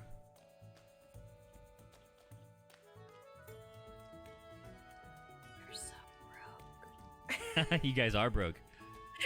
Maybe you should have tried a side quest. Yeah. Oh, we could have got a lot of gold off of Arm wrestling? arm wrestling, If but only you'd rolled super high. We can try again. It's only gonna get harder. You'd be better off with a side quest. Yeah. Okay.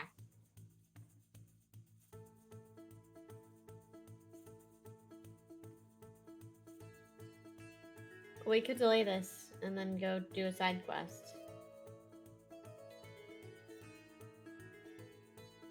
Or you could buy the minimum required materials, like insect repellent comes in a couple of flavors. You get like incense, which helps guard like stationary areas like campsites for a silver piece per block, which basically lasts you 1 night per block.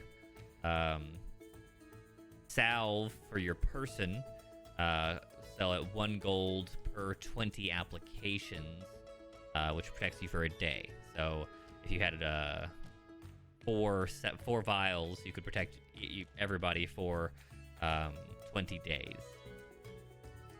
That'd be and if you also wanted 20 nights worth of incense, 2 more gold, so like 6 gold for insect repellent. Rain catcher is 1 gold per device. You might want at least more than one of those, so 8 gold total for insect repellent and rain catchers. Could afford that. Plus 5 gold apiece for the boat trip, though, and that'd be most of your money. I'd have like 5 gold left. I have all mine. Well, no, I don't have all mine because I ate and I spent it on oh my god, what did I just buy today? Had breakfast. Food. Yeah, the food. Yeah. Fuck. Damn it.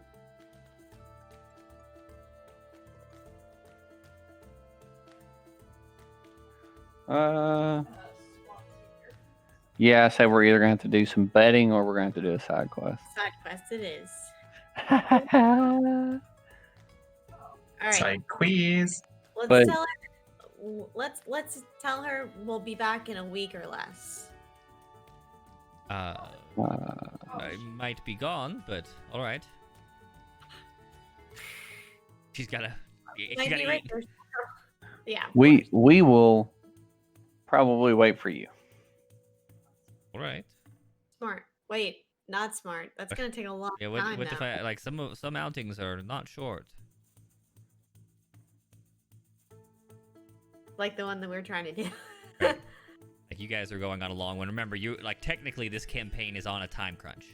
Your Right. goal is to finish before your Ah, benefactor okay, yeah. dies, and you don't know Which how is many why I days she has to live. Yeah, I didn't suggest the side quest because I was like, well, if we're trying to go through it. Yeah. I don't. Let's side quests, see who's available, go from there. That's my suggestion. I was gonna say maybe we could also see what kind of luck our wizard has at betting.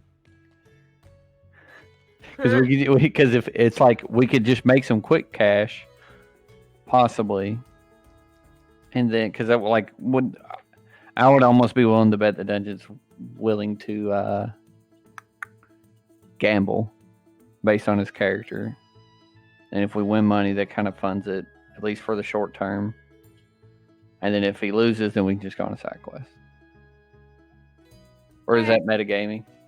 If it is, I apologize. I don't really want to be doing that. It should be very clear that my character enjoys gambling, Yeah. and whether or not the depths that he's willing to indulge it to, I don't know. That's up to him and the wager. All right, I'm cool with that. Let's try to gamble our way to more money. Obviously, we're not going to be rich, but more money, enough to at least fund this trip.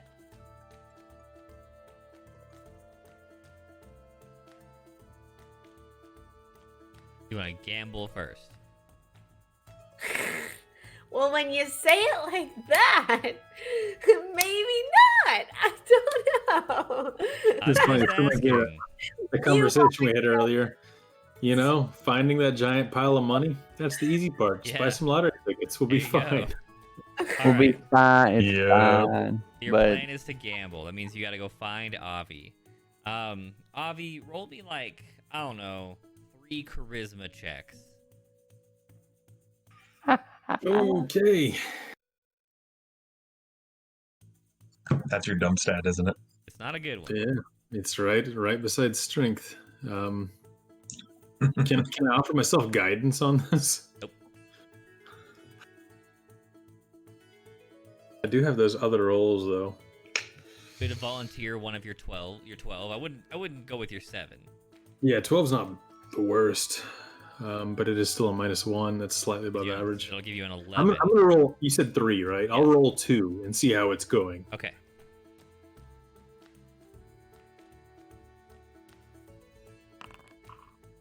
Well, that's not a good one.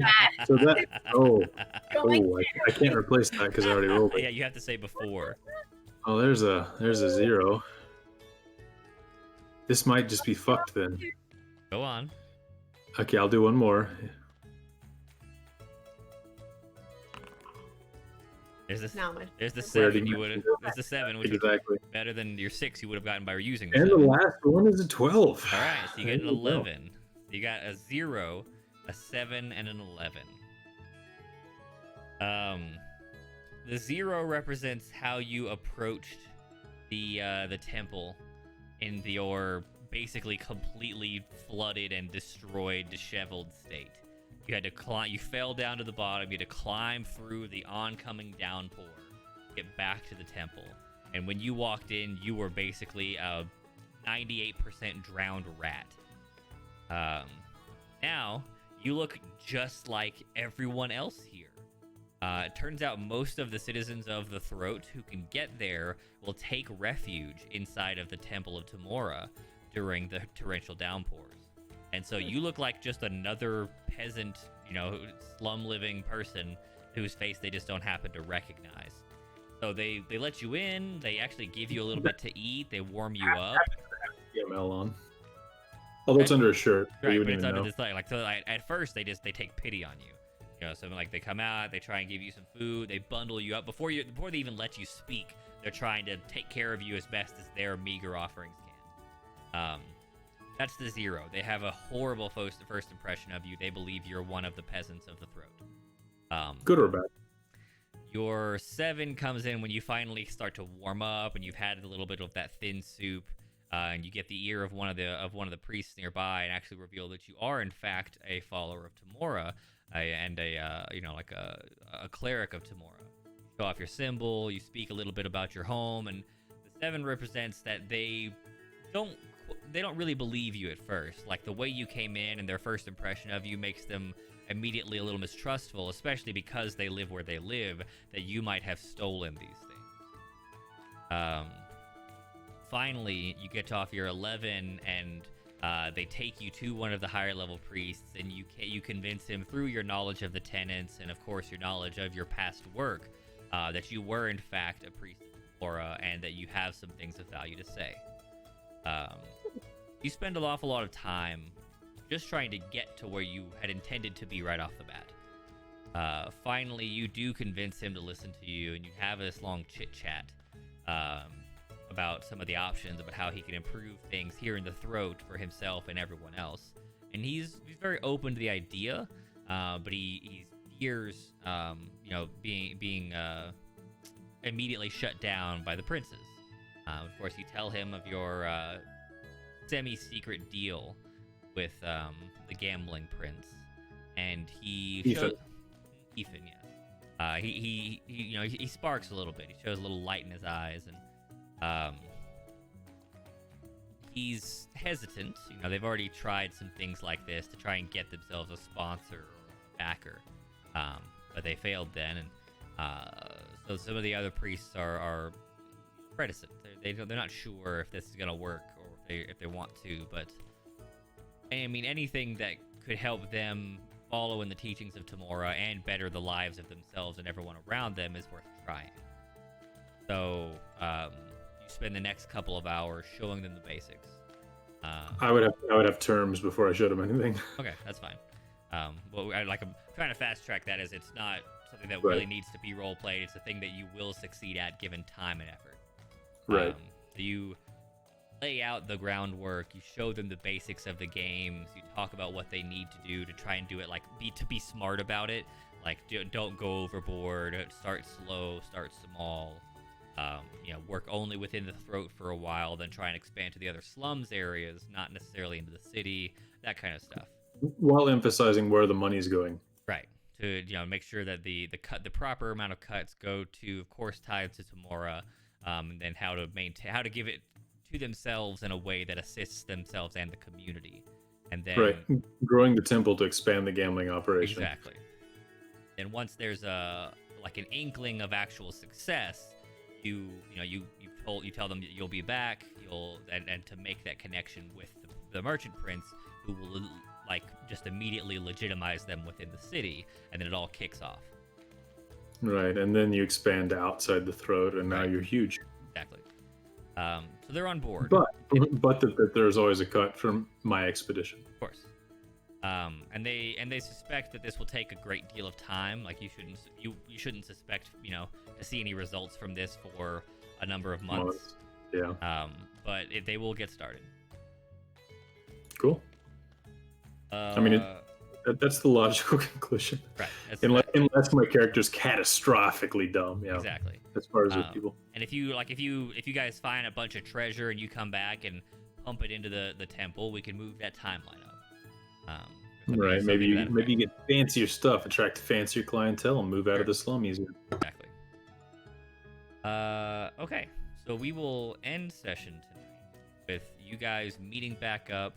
Let's say just inside of Obto's teeth or Obto's jaws, that big gate, and pick up next week with your plan to obtain some funding for your trip. They will, of course, have filled in Avi about the guide and the costs. Yeah. All right. Pick up here next time. Thanks for watching, watchers. Thanks for playing, players. Everybody is cool beans. See some of y'all on Sunday, some of y'all on Monday over on Bustin' Stream for a Harry Potter one-shot. How cool is that? It's going to be pretty cool. And then back here, of course, on Thursday for apparently some gambling shenanigans. Good night, everybody. Arm wrestling, gambling.